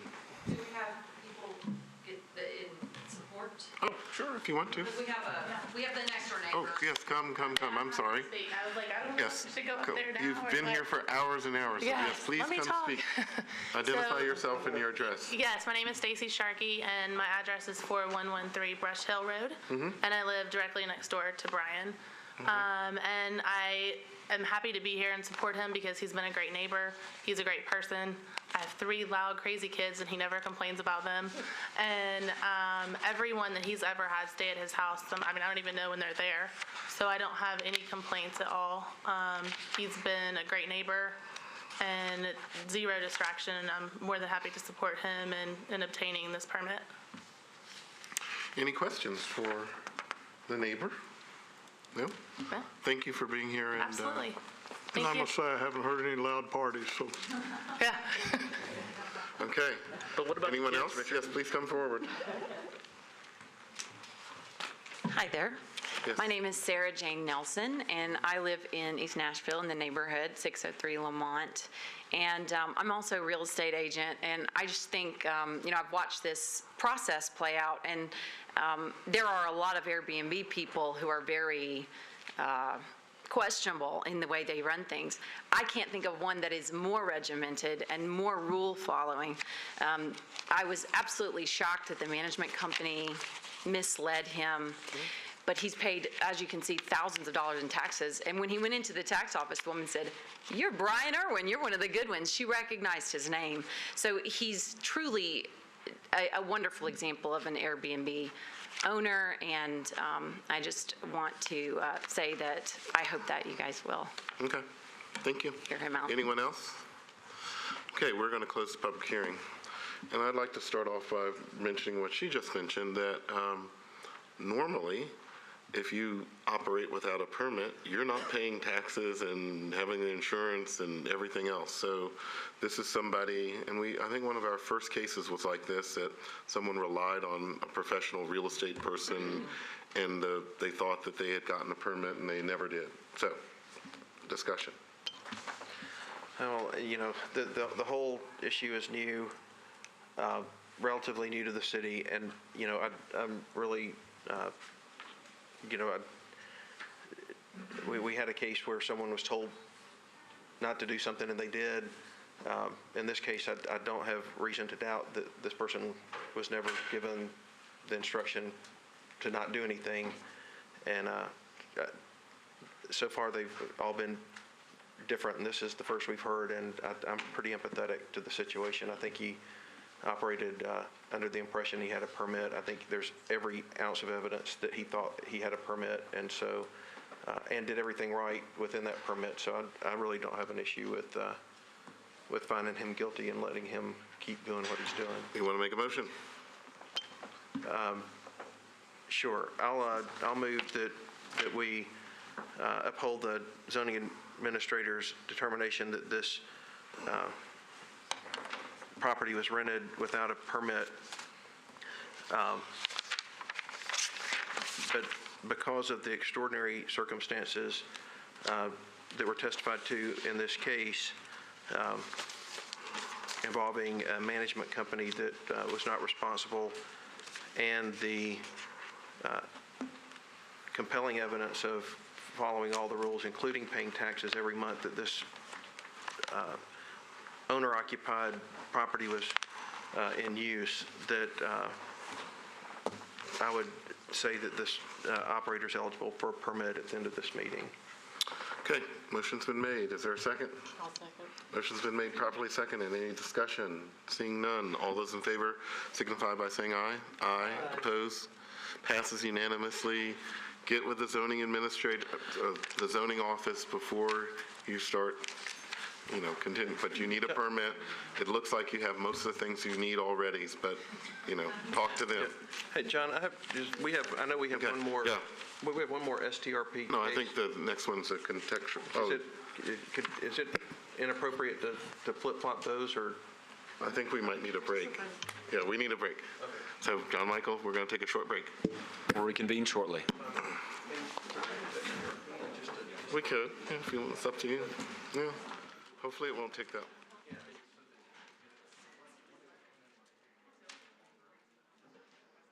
David, I got to go anyway. I got to get my stuff and go to Wally.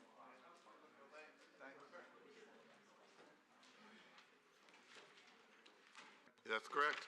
In that case, the next case to be called is case 2017-046. That will be the last STR case that we'll hear today, and that will precede the regular hearing of our agenda. The next case after this one will be 2017-045. So, Mr. Robert Conway is the appellant and owner of the property located at 1521 Kirkwood Avenue. This, of course, is an item A appeal challenging the denial of the short-term rental permit, the permit having been denied based upon prior operation preceding the issuance of the permit. The aerial here shows the residential neighborhood in question, and then face the building, although that is obviously outdated 2014 photo. Is there anyone here in opposition to case number 46 on Kirkwood? Seeing none, Mr. Conway, you'll have 10 minutes to make the desired presentation to the board. Please introduce yourself by name and address them as needed. Okay, thank you. My name is Robert Conway. I'm juicing, so I'm a little hungry right now. I live at 1011 Woodmont Boulevard. I actually bought this home, co-signed this home for my son, and he is a senior at Belmont. I'm sorry? Oh, speak up. So I bought this home, co-signed a loan for my son for this home, so it's actually, I'm here on behalf of him. He's a senior at Belmont. He's graduating in this coming December, next December, and then he's getting married this June. So he and his fiancee were looking for something that they could live in the 12 South area, but still afford it. And by doing so, they signed up for Airbnb. So this, we initially, first off, we've never received a letter. So we didn't, we weren't, I guess, caught, if you will. But So how'd you find out about all this? So last August, he started renting it out. And after just a few renters, we realized that you had to have a permit after talking to some people that I work with. So he went down. He actually came down in August to apply, and they asked him to pull up his site. He pulled it up, and he had a couple of feedbacks, and they said, "You've been renting it," and they denied his permit. So right after that, he had maybe 2 renters after that, but we had stopped. We literally stopped. We had some other work we had to do on the home because there was a garage behind it that was getting complaints from the neighbor. It's been there 40 years, the garage, and we just bought the home in June. But we got the letter from code saying to tear down the shed. So we stopped renting it anyway, and we started working on it. And the shed was big. It was like a 2-car garage. It was really big, so it took some time to get that off. But now that we're back, I travel probably 90% of the time. I'm never home. And this is just, we just didn't know. We had no idea. And then after talking to people, we stopped after that. So First found out in August. Why is it taking so long to get here? Well, we weren't going to appeal it at first because we weren't sure if we were even going to do it again. So we just kind of left it alone. We traveled. We were gone for Christmas. We haven't really done anything. I've just been paying the note for him. So when's the last time it's been rented?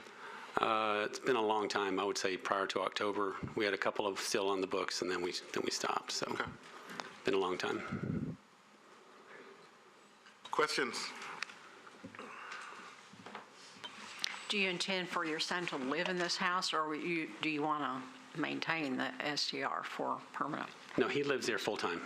It's his full-time residence. So it will be owner Absolutely. occupied? Yeah, and as soon as he gets married in June, his wife will move in with him. Okay. It is owner occupied. Thanks. So your folks at work, when they told you about this, what did they say? They just asked me, it's actually a workout group of men that we work out on Saturdays at Sevier Park, and we were just talking about it. And one of the guys does the same thing, and he just said that, did you get a permit, and all that. And I was, nope, had no idea. So, and at the time, like I think we had said, Airbnb started posting it in January, but this was about last August. I mean, we just had no idea We've been in Nashville about 3 years. I live on Woodmont. My son lives there, and my daughter actually lives over on Paris Avenue, right around the corner. So we're all three within a mile of each other. Anything else to add? No, sir. Okay. Thank you for consideration. Any other questions? We're going to close the public hearing. Discussion. I noticed we have 4 letters of opposition, but no one says there was any reason. They aren't citing anything that was. I mean, often, particularly even in this neighborhood, some people just are opposed to Airbnb no matter what. So I think absent some explanation, you could kind of file those in the people that just don't want any Airbnb here. Yeah, I mean, and I respect the opposition, and I respect the fact that folks, may have differences of opinion with Metro Council on where you can rent and why, but, the ability of this person to rent an owner-occupied Airbnb, I think, is not anything that we have authority over, and that seems to be the main basis of, in fact, the only basis of all the complaints. No one has said they operated, had loud, they were irresponsible or that type of thing. So I That's think just typical, more traffic and property values, blah, blah, blah. I mean, this in some ways feels a little like the last case in that there were rentals afterwards. The last one was in October, so, if we... I guess that they didn't get a letter, did they? That's what the applicant said. We did not. The first one got a letter, and this one got no letter. This was, again, that verbal thing. It was just a, oops, I didn't know about the law, and... Well, and I guess my point is that from October to now, it's in that kind of 4-month range anyway. So, I mean, it feels like that it has not been rented for a period of time sufficient to make it available. So, motion, someone. It's your day, David. Well, I will move that we find that the zoning administrator was correct in determining that this property had been rented prior to obtaining a permit.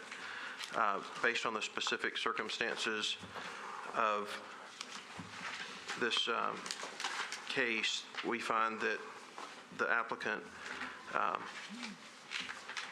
although the property was rented after they were told they were to have a permit, it was not the same type of communication, and it has not been rented in 4 months approximately, and so therefore we will make this homeowner available to require a permit at the end of this meeting. Okay, motion's been made. Is there a second? I'll second. Motion's been made properly second. Any discussion? Seeing none. All those in favor signify by saying aye. Aye. Opposed? Passes unanimously. Just as we told the last person, go see the zoning people before you start renting again. Thank you very much. Get your permit. Thank you. Mr. Chairman, the next case is a prior one from the agenda, case 2017-045 for property located at 2413 Pafford Drive in East Nashville. Jason Lincoln is the appellant on behalf of AM Investment Group, the owner of the property there. They're requesting a variance from the street design guidelines of a contextual overlay district. For those looking ahead, that's codified at 17.36.470 in your zoning code. Specifically, the access and driveway section is under subsection D1, subsection C, which states driveways are limited to 1 driveway ramp per public street frontage. Hence, the request for the variance for 2 driveways rather than the 1. This is an R10 zoning district, as the zoning map shows here along Pafford with the identified A and B parcels there, or properties there. The aerial view, a bit dated, at least gives you a feel for the neighborhood in question. The site plan that's been submitted is actually revised somewhat. You may recall that this property was the subject of a case previously presented to the board, I believe in mid-December of 2016, and then withdrawn by the appellant after talking with the neighbors more. So the revised plan that's being submitted and request that's being made to you, to some extent, to whatever extent, takes into consideration some of the feedback they received. The site photos, now a bit dated, are from my prior site visit to the property, as shown here, and then the view up and down Pafford. Because there is opposition present, the appellants will have 15 minutes to make the desired presentation. Gentlemen, as you've heard me say to others, you'll want to reserve whatever portion of time you might wish for rebuttal out of this originally allocated 15 minutes. Please introduce yourselves by name and address and make the desired presentation to the board. My name is Tom Weiser. I'm a realtor representing Mr. Lincoln and selling these homes. I live at 323 McKinnell Drive, just a few blocks from the subject property. Jason Lincoln, 3167 Brimstead Drive in Franklin, Tennessee, and I'm the owner of the property. Okay, so tell us about what you want and why you really need this from us. When we first approached the property and the contextual overlay and meticulously tried to follow it in developing this property, we saw that the contextual overlay called for a 12-foot wide single driveway that didn't really afford any other type of parking situation for two homes. For fear of having the cars, usually two cars per home, end up parking on the street, that's the reason of the first appeal. We didn't realize at the time that the contextual overlay, that there would have been opposition to that, which caught us off guard. I then took it upon myself to send out this letter that an apology letter to an extent to try to open up the lines of communication. And I did receive several phone calls from Kim Dickens, Don, the neighbor behind us, in support of the two driveway scenario. And so we tried to revise the two driveways scenario to try to meet potentially the opposition's concerns. And that's what's bringing us here today. Yeah, I guess, we had the council member who's not this district's council member, but is in the adjoining district, but who shares who represents the same contextual overlay, saying that, we shouldn't do this. And I'm really curious to know what is the hardship. And, we heard a whole lot of neighbors last time, so many neighbors that it was withdrawn. And I guess, we were presented with the hardship last time that the utility pole was there, but that was something that was placed by the owner of the property. And so I guess I just still don't understand what the hardship is. And why would, you have an overlay that says to build two homes. I get from a realtor standpoint, I get from a homeowner standpoint why you want two driveways, but I don't get the hardship, and I don't understand why this is anything more than just trying to make it appear to be two lots when it's one lot with a horizontal property regime that's supposed to have one driveway. So help me understand, what am I not looking at? The hardship is the way the lot is positioned and the setbacks that occur, and the single driveway, and the width of that single driveway will force the homeowners to park on the street. Something that has been voiced that is a concern for the neighborhood. And trying to keep the cars off the street and give the homeowners a place to park is the original concern. Okay, I still don't get it. Not really hardship. I guess I don't understand. There's no shortage of houses or lots that look just like this that have a single driveway in the middle that go to two parking pads, and you see it all over town. And so I guess I'm not sure why this property is different from the ones I see all over town that have a single driveway in this type of situation. And we're not opposed to doing that, but the way that we are told we have to do it is the single drive coming up is 12 feet wide, and then you tee at the top, and that can only be 12 feet wide as well, which again isn't really an operational driveway. Somebody can't pull in and back out of their driveway. And if, Mrs. Jones parks first and Mr. Jones comes home, she can't get out. So now, unless you back in, it just isn't an operational. So I think we're open to keeping the shared driveway as long as I can make that top T part 18 feet wide instead of 12. we're trying to prevent people from being forced to park on the street. And the driveways, for example, I believe it was Merritt McKinney that included an email that pointing out the 2400 block of the Carter Avenue, which is, that shared driveway is literally 36 feet wide. So the difference on a smaller 65-foot wide lot, 75-foot wide lot on that particular one. Ours is a 100-foot wide lot, calling for a 12-foot drive, and what we're requesting is to be able to widen that enough, or at least to tee or branch out enough to allow for both cars, each house, park, so no one is forced to park on the street. The two driveway scenario seemed to make sense for us, aesthetically speaking, to be conducive to the rest of the neighborhood, considering the width of this lot.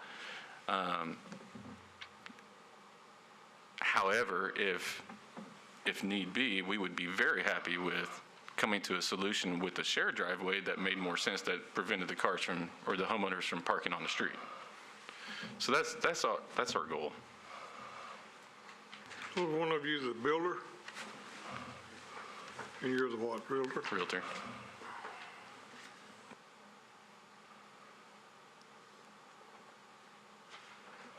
Any other questions of the applicant?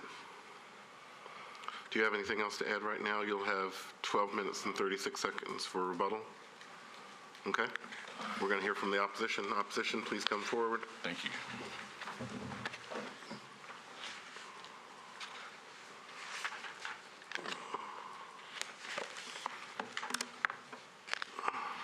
Hi, my name is Morgan Matins. I live at 2412 Pafford Drive.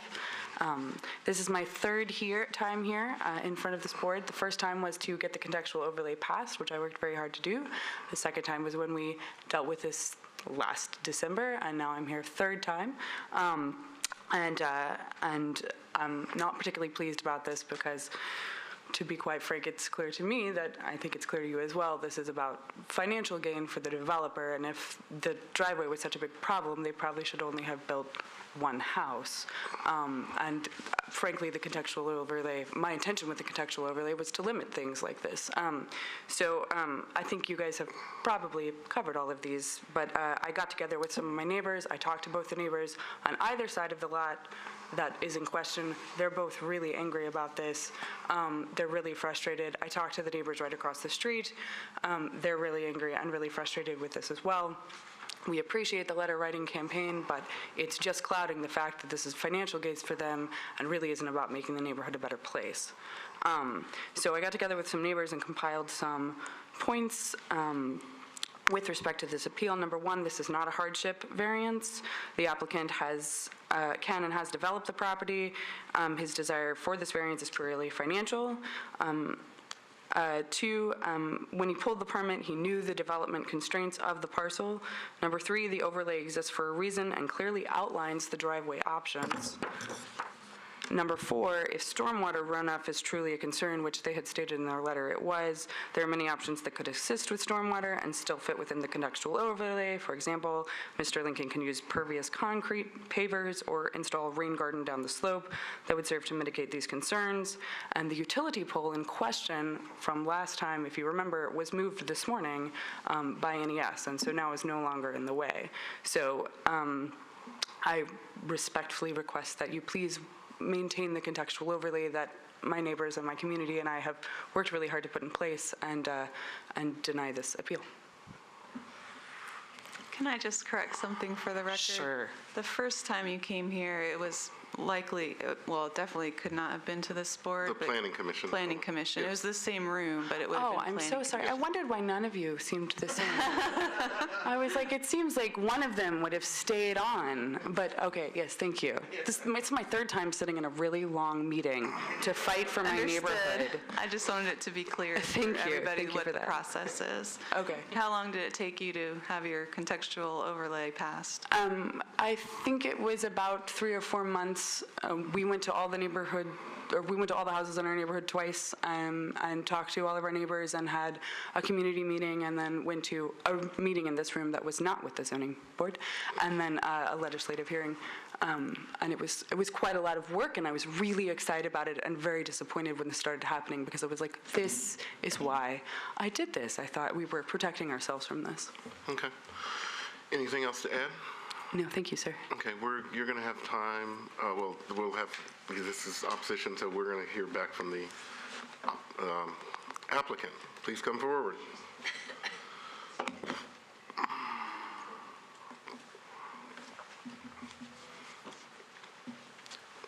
So you heard the opposition. What's your response? She's well-spoken. I would say this is not a financial gain. Whether we get two driveways or single shared, as stated in the conservation overlay, it does not change the price of the homes. So this contextual overlay that was put in place, and she talked about working hard, and we heard from the councilperson from the neighboring district, Brett Withers, about this. So why is this so important if there are all these people opposing this? We still believe that it's actually best for the neighborhood. Because?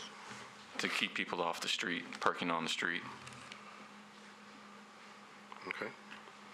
And financially, I mean, what I proposed shared will cost me more than what I've got a permit for. So, I mean, I'm just trying to give the new homeowners something that they can use. We did hear that that pole had been moved today. Are you aware of that, and does that change the situation? No, I moved that just in case, this didn't go through here. Plus, I would like to do the shared driveway if that makes everybody in the neighborhood happy, as long as I can get that extra 6 feet to park 2 cars up at the top. Any other questions? Do you have anything else to add? Okay, we're going to close the public hearing. Discussion?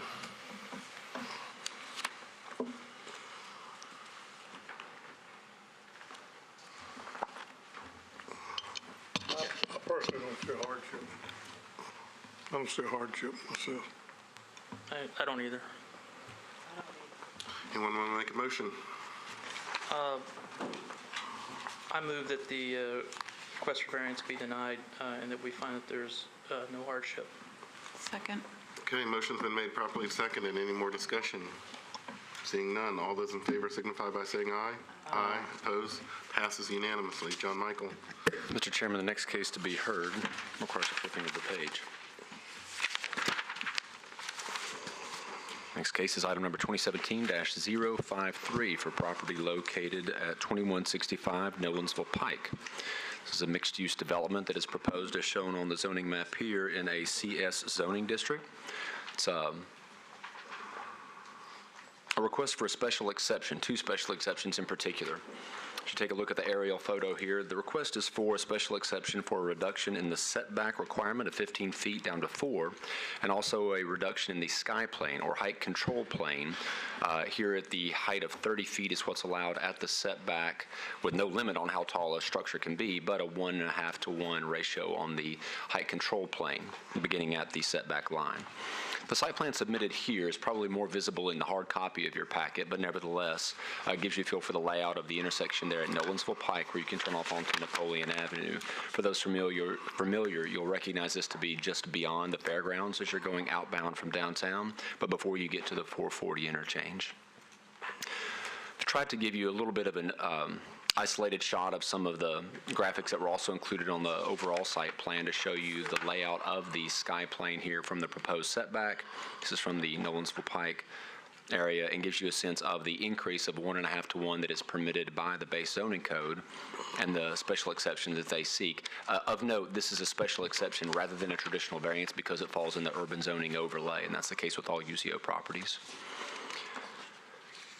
Again, from the same site plan, but a little bit better close-up of the visual proposed layout for the residential structure on the upper floors of the building with the retail on the base level. Finally, from my recent site visit to the subject property, the undeveloped lot as it looking back toward the fairgrounds and thus downtown Nashville. The two shots on the lower portion going up and down Nolensville Road and the view immediately across the street in the upper left-hand corner. Is there still opposition in the room for this case? Yes, and therefore the appellants will have 15 minutes to make the desired presentation to the board. And I know that they have other exhibits with them, but we'll just leave the site plan up for the time being. If you would please introduce yourself by name and address and make the desired presentation, reserving whatever time you wish for rebuttal.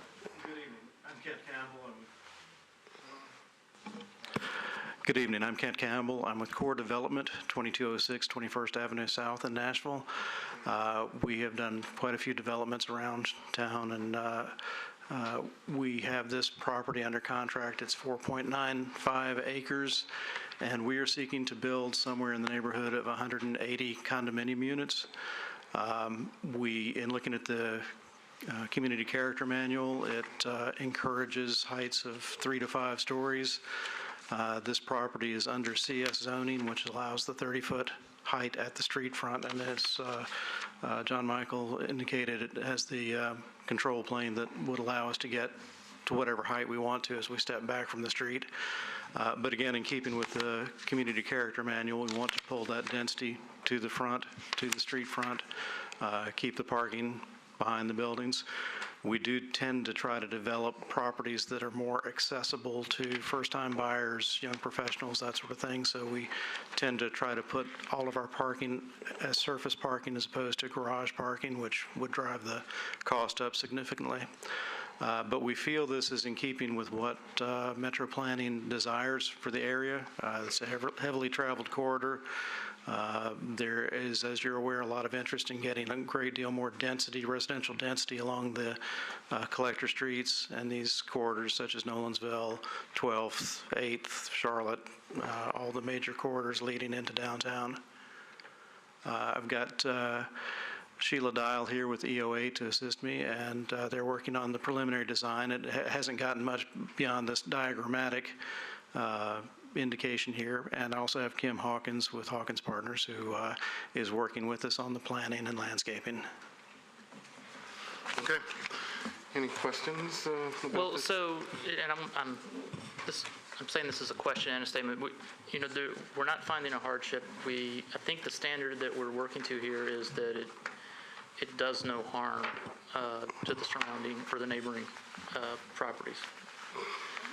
So, would you care to address that? And when we say no harm, we deal with, I think the terms are light, air, sound, traffic. If you could just hit on those points for us. Generally speaking, we could develop this, placing the building to the back and placing all the parking on the street front. I think that would probably serve the public, or would not serve the public good in terms of having all the parking moved to the front. You can see across the site we've got two very wide easements, one for storm sewer, one for sanitary sewer. So we don't have a lot of options for locating the building. So we either build toward the street or we push back behind those two easements and put the parking to the front. I believe that there's nothing here that impairs the public good. I think this is a fairly typical arrangement that you're seeing beginning to develop on the more heavily trafficked corridors. I don't know, I'll ask my consultants here. Yeah, I might just add that this also meets the requirements for adaptive residential. So it's CS zoning, meets the requirements of adaptive residential.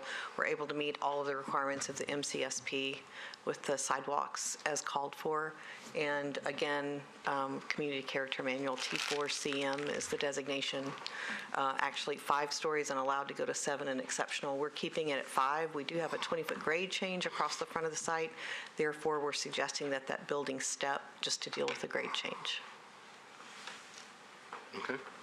Along, the grade change is along Nolensville. It is. Mm-hmm. And therefore that's why you see the building step. Sheila may want to add to that. The building also the site, the topography actually rises as you go up Napoleon, which is running north, sort of up and down on that plan. So it steps actually in 2 different directions. I'm trying to see if there's a John Michael, there was probably a photo that you took right before that. No, there's not one going up Napoleon, but it rises in elevation as you go up Napoleon as well. So the building itself, the lighter shaded, if that is indeed retail, would need to step slightly with the site, but it lowers as you go to the right, which is going north. And also, I think the point to point out on our setback is you probably can't make it out on such a small diagram, but we're showing what, per zoning where the setback would be, which is a dash line, as opposed to where the building is actually situated, and they're both very close to each other. What we're actually saying is our setback, our proposed setback would be 4 feet off of the new property line, and that's taking into account that there's the new sidewalks and standards off of the road. So the 4 feet, 8 feet, and then 4 feet. So we would be 4 feet off of that. It's a little bit different in language, but that's sort of the intent, and we're very close to where it would actually be. The building itself on at the corner of Napoleon and Nolensville is hugging a little bit tighter to the street. And then what we're showing it as you go north to the right is set back even a little bit slighter. So we're about 24 feet off of the curb at the far right, and we're about 14 feet off of the curb on the far left. But what we're asking for is a 4-foot setback from the new the new property line, I should say.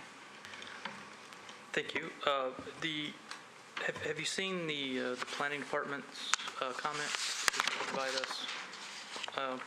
Do they have a copy of that? No. I'm gonna skip right to the recommendations. They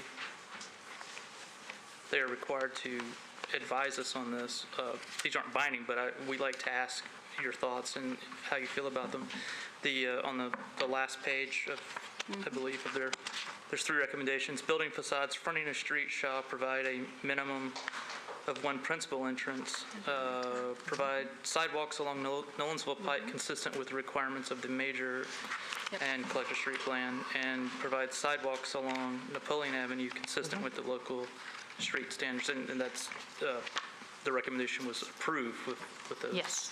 And the plan before you actually indicates all 3 of those. So yes, that would be our intention. Thank you.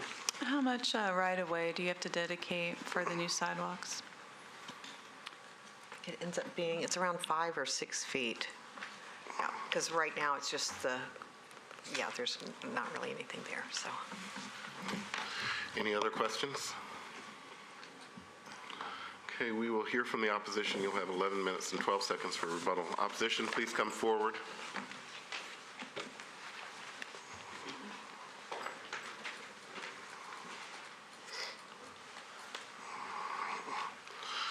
And please state your name and address and the reason that you were opposed to this project.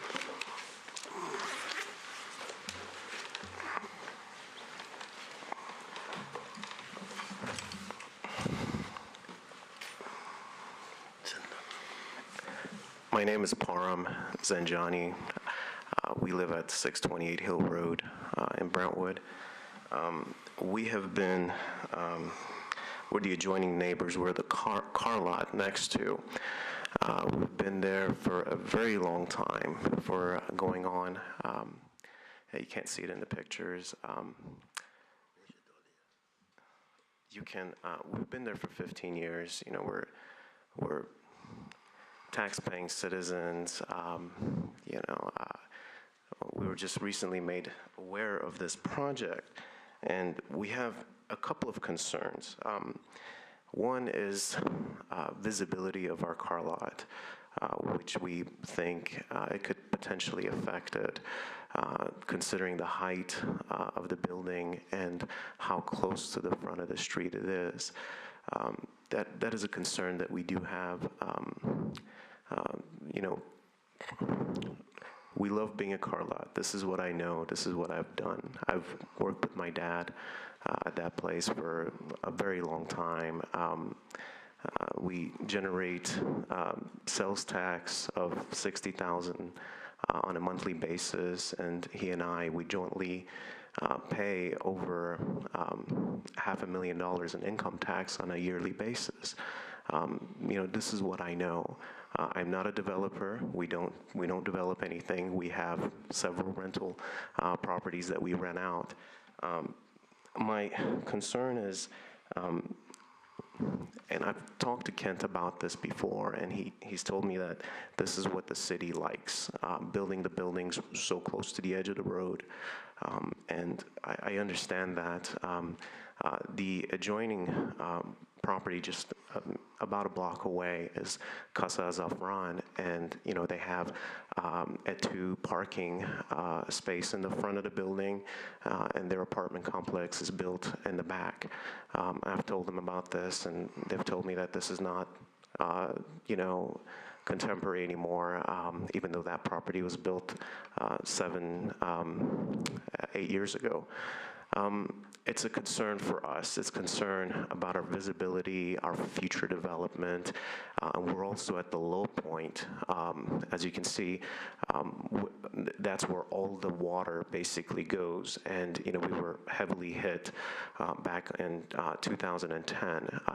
It took us over a year to recover because the majority of our vehicles flooded, and it was devastating to us financially. We're concerned about the flooding with their development. It currently floods there too. Those cars, we have to move them back at least 10, 15 times throughout the year because of the flooding itself.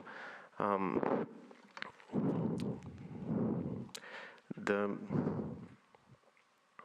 height is a concern too, again, because of our low location. I'm concerned about having this beaming 5-story building right next to us. They have promised potentially having a driveway built in between our 2 properties. Like that would be their point of entry, but it's a promise. It's something that they're going to look into. Not sure if that will happen. Did you want that driveway or not? It would be nice. It would be nice that their building would not be so close to our building. Give us some visibility of our sign. That's there. Our sign is about 20, 25 feet high, and it's very close to their property. Questions of the opposition?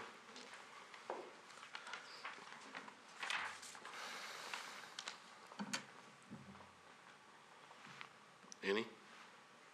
Okay. Do you have anything else to add?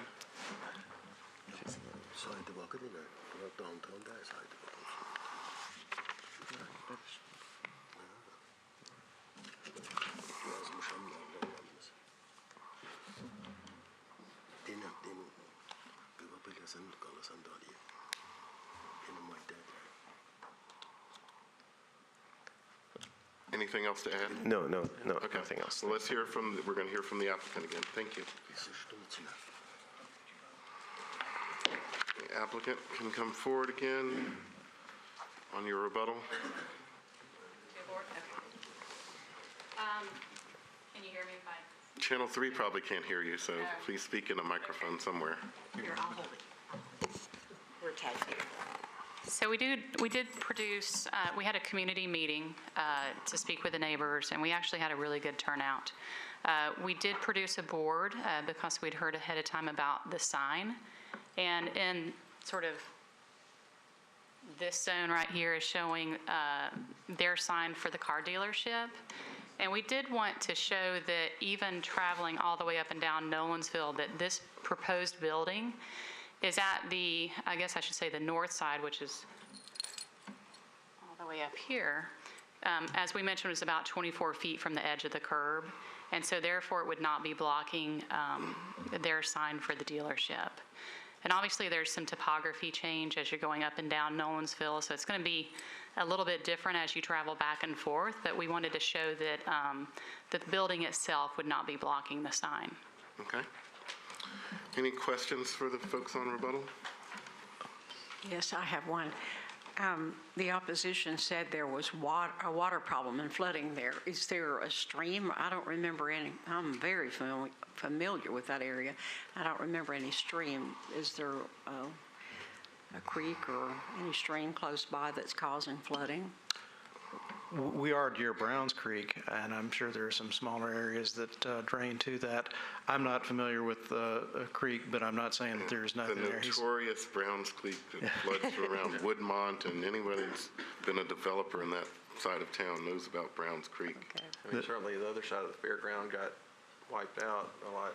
Finer Things Gallery, a lot of it Right. really flooded. Are you uphill or downhill from the dealership? We're uphill. And I'm told. The dealership is next to Casa Azafran. No, the dealership is between us and the fairgrounds. Casa Azafran is Oh, that's on further the other out. side, okay. And Browns Creek is again further up towards the fairgrounds. Further It's down. north. Further north. We're not in immediate proximity to Browns Creek. But either way, you still have to do stormwater mitigation of some sort. We would still have that on the site, correct? We would still deal with our own stormwater within our site. And that would meet the Stormwater Volume 5 LID, which is now the requirement, which requires the whole first inch to be maintained on your site. We do have sewer easements immediately behind our building, which is one of the reasons for the building being moved to the front of the site, because we do have a sewer easement immediately behind where the building's placed. Is there an actual sewer in that easement? Yes. Storm sewer and sanitary, they're two separate easements. Perhaps that is the source of our flooding. So we can't move the building back a little bit. We'd have to move it back. All the way back. 100 feet. Yeah. And also, further to the question about where we locate our driveway, we're open certainly to putting the driveway between, or closer to his property. I think that would be great. I don't think it would damage our ability to design an attractive building. But we couldn't promise that absolutely, because obviously we've got to get those things studied by the traffic engineer and approved by Public Works. So it's really out of our hands as to whether or not that would actually be allowed. Any more questions for the applicant? Anything else to add? We're going to close the public hearing. Thank you. Discussion.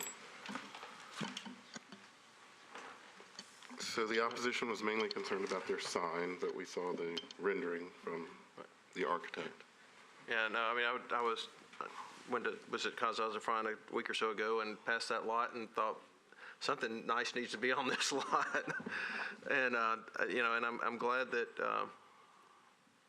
the proposal is condominiums, and I'm glad that it's, when I saw the parking, I assumed that it was for the reasons that they said, that not to build a big, large deck that would cause the units to be a lot more expensive. So I do appreciate that, and I understand the concerns that they have. The neighbor, I'm a little reluctant to put a condition for the driveway because there are, other agencies that have to be involved, but I do appreciate the applicant's willingness to discuss it and be open to it, and to have that as if, again, all other things work out, to have that as an option to consider. But I do think that the hardship of the fact that the planning department recommends this, and that is how they would like for our city to develop, the fact that the applicant agrees to the three conditions that the planning commission has asked. And the sewer line, too. And the legitimate hardship of having a sewer line. I don't think we need to define a hardship because it's No, special we don't, exception. but I think That's the reason for the location. I think that's, because it's a special exception, we don't have to find a hardship, but I do think that if we were to say, well, it's a special exception, but let's put it back, I think that that's impossible. Right. And, but with that said, the planning department, reviewing this, felt like that this was the appropriate place for it to begin with, so I'm okay with it. Does anyone have a motion? Okay. Oh, well, public hearing's closed, right? Public hearing's closed. Okay, so I'll move to approve the special exception because it does not have an adverse impact on air, light, shadow, wind velocity patterns. or detract from a strong pedestrian-friendly environment. I second it. Okay, And can we make an amendment that it's conditioned with the, so it's in the, that the conditions that the planning department outlined Sure. be Is that followed? acceptable to you, Dick King? Yes. Okay. Motion's been made and properly seconded. Any discussion? Seeing none, all those in favor signify by saying aye. Aye. Opposed? Motion passes unanimously. And for the last case, John Michael, I am recusing myself because not that I have a financial interest in this case, but the seller are my cousin. So I will leave it to you all to do whatever. With that, our Vice Chairman, Mr. Taylor, will chair the final case of the day. Thank you for your service, Mr. Ewing. The final case is case 2017-054 involving property located at 1414 Charlotte Avenue, just outside of the immediate downtown core.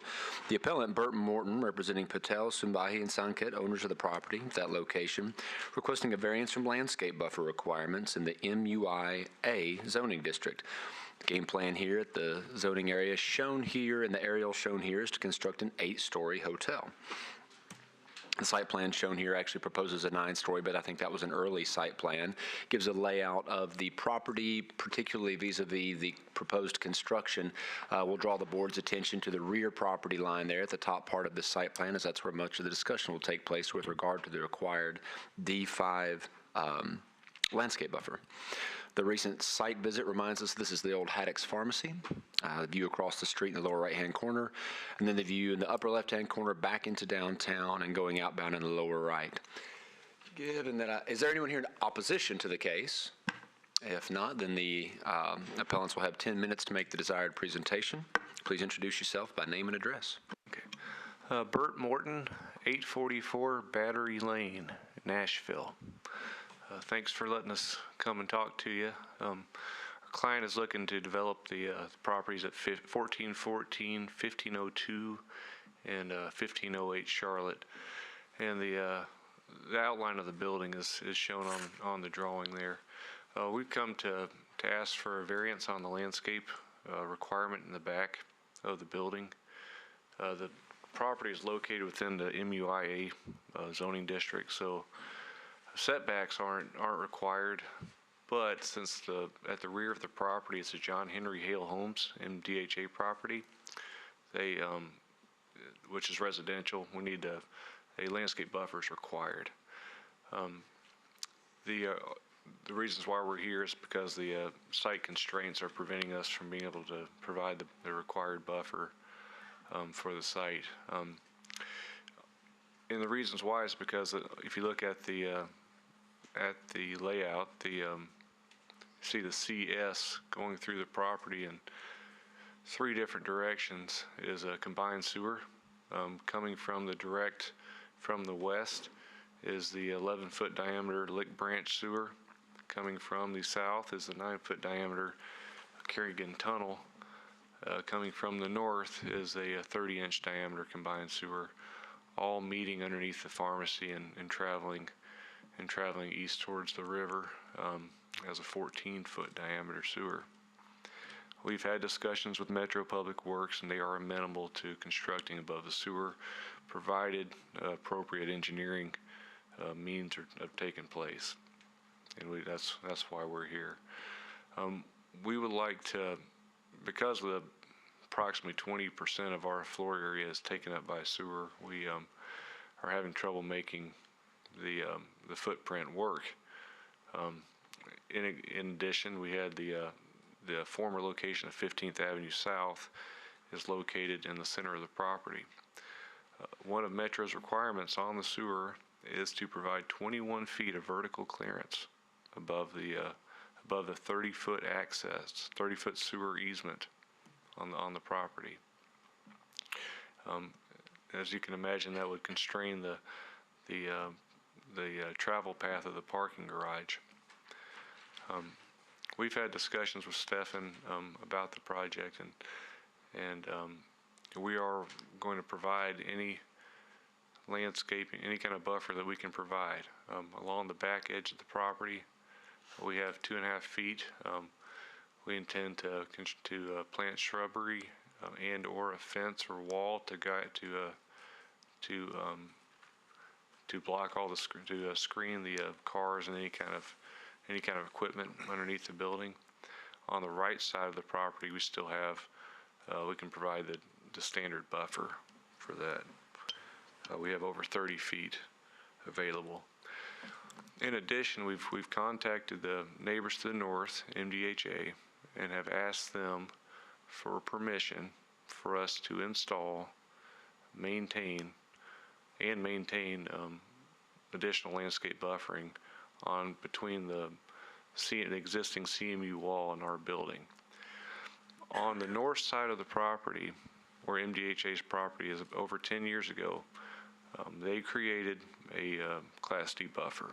They built a 30 feet of landscaped area with the trees and the CMU wall, which you can see, which is an 8-foot tall wall with a decorative iron fence on top of it. And that's in great condition. It looks good.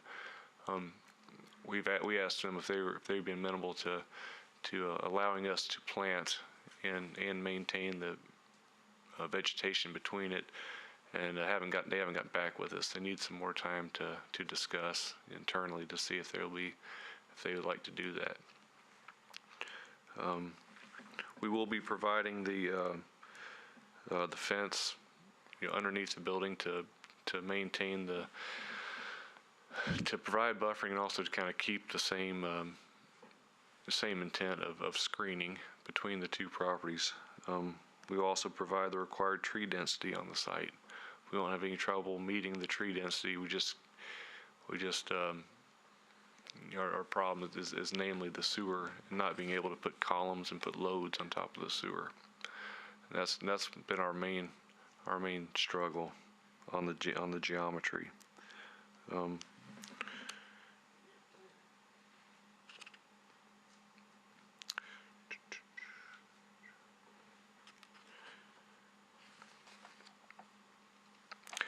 On the back side of the property, between the property line and the existing CMU wall, like I said before, that's MDHA property.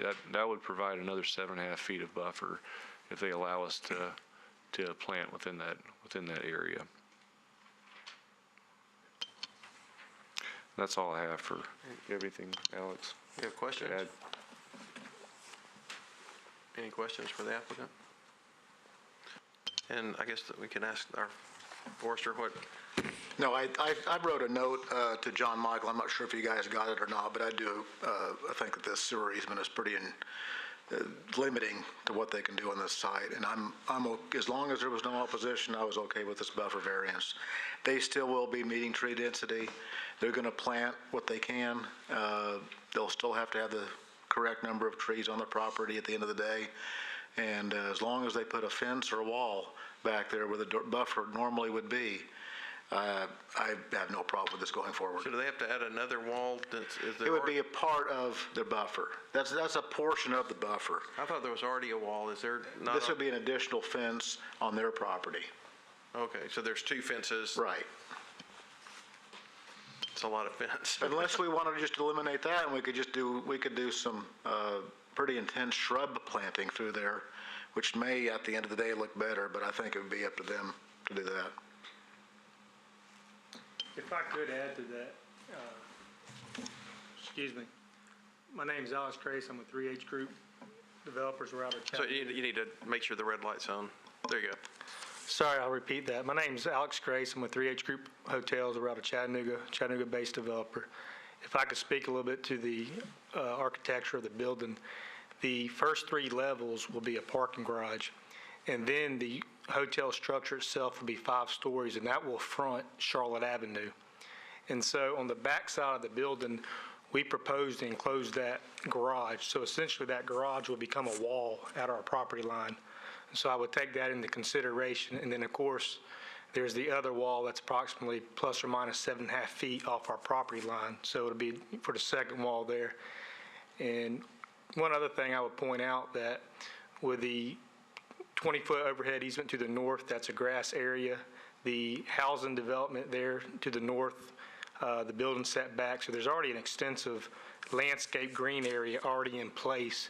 And so I feel like we'll meet the intent and have that there. So I would recommend for the board's consideration that the parking garage would act as our wall, so we wouldn't have a wall on a wall.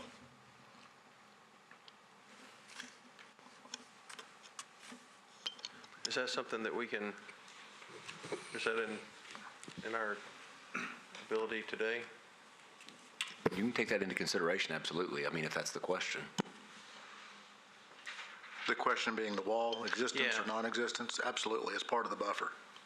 It's a component of the buffer. And I guess the question is that an important part to you? I'm trying to figure out what you all think should, what is the right? I agree. I don't think a fence or a wall really accomplishes much, especially if the parking garage is right there, as he said. Because we've had cases where we've had,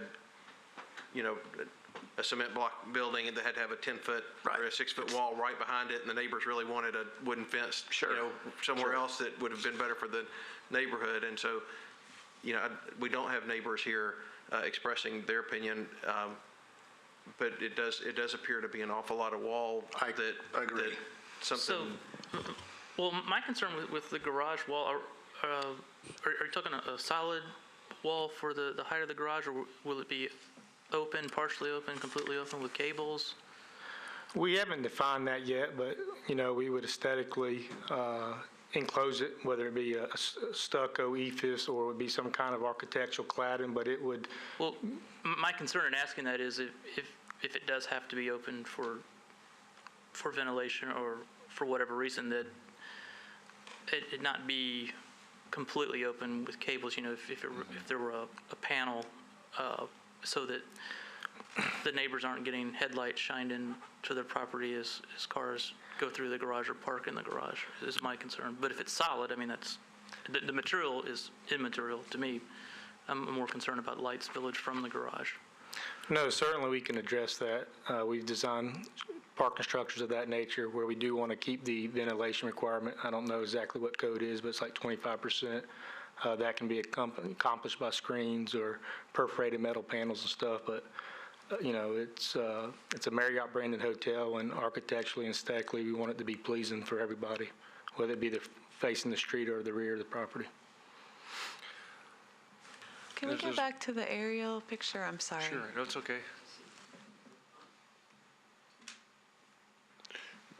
One additional thing I wanted to add, if I may, the Metro Thoroughfare plan was also consulted, so there's an extra 5 feet off our side of the road, which also limits our footprint. That's something that everybody has to deal with, but just as an FYI, that was another limiting factor.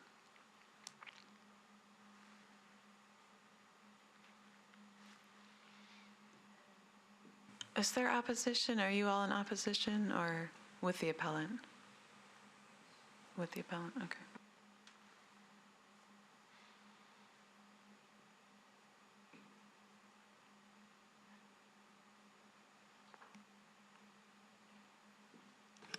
And if the board members will forgive a lopsided aerial photo, the pin dropped by the software actually put it one property over. I think you'll find the Haddock's Pharmacy lot just to the left of the pin.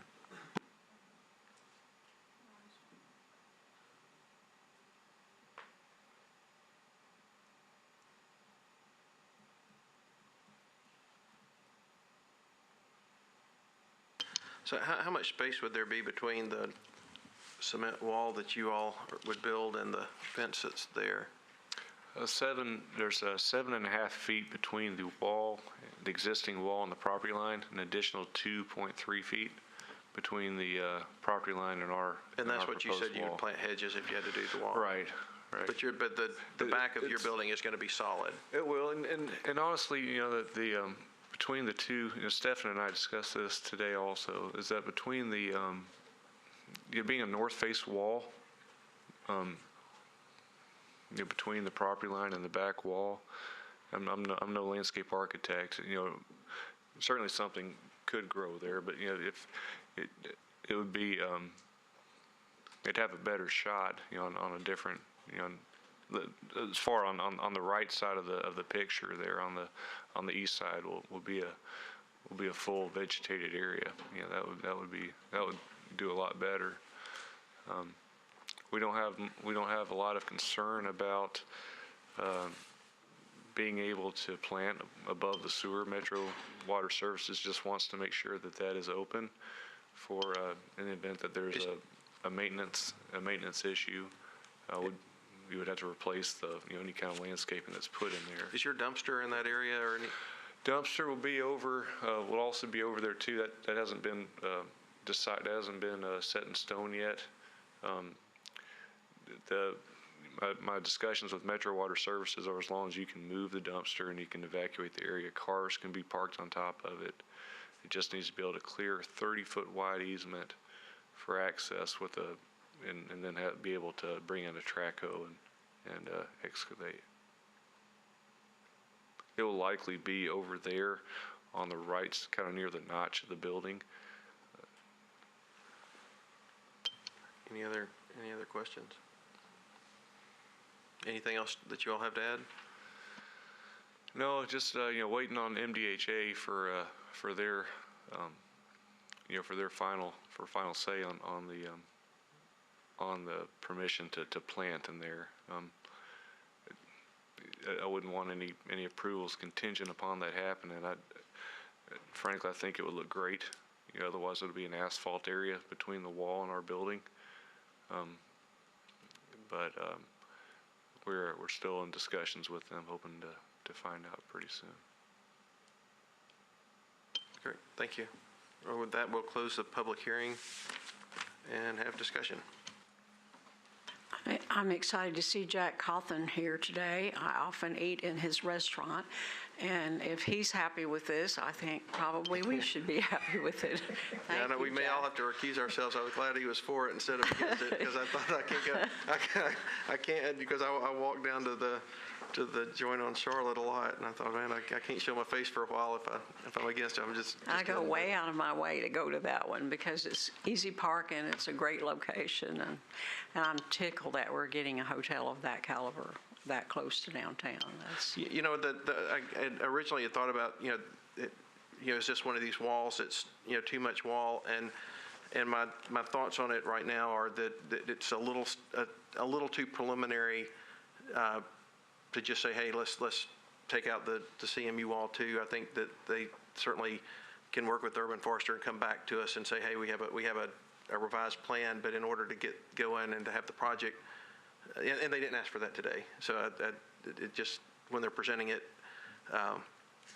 it got raised, and I raised that. And but I do think that based on the testimony from the Urban Forester, that it's appropriate, and given the really unique circumstance of having the confluence of sewer lines come through, and the fact that the adjoining property has the Class D buffer already. To me, I feel like it warrants a variance for the landscape buffer on that backside.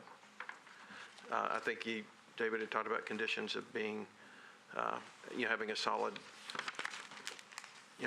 wall in the parking garage or appropriate solid venting. They testified to, and that may be a condition of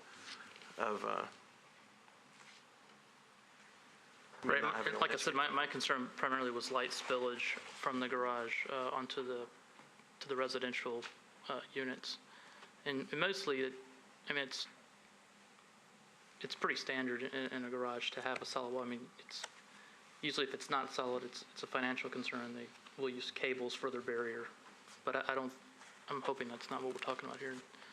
Yeah, and I think that's fair enough to say, because you are talking about the buffer is to provide some, so I don't think that would be an inappropriate condition to say that it has to have a light barrier. Any open space would have to avoid lights, but any other thoughts or a motion? I move that we grant the special exception, and, wait, this is a special. It's a variance. It's a variance, I'm sorry. But that we grant the variance, still in the last case, and the hardship being the unique and extraordinarily unique conditions on the site, particularly the sewer easements. Yeah, I think that's the motion. Is there a second? I'll be glad to second it. All right, we have a motion, we have a second. All in favor, say aye. Aye. Any opposed? It passes 5-0. Good luck. Thank you. Thanks. I believe that'll conclude today's meeting. Thank you, Mr. Vice Chairman. Our next meeting will be on Thursday, March the 2nd.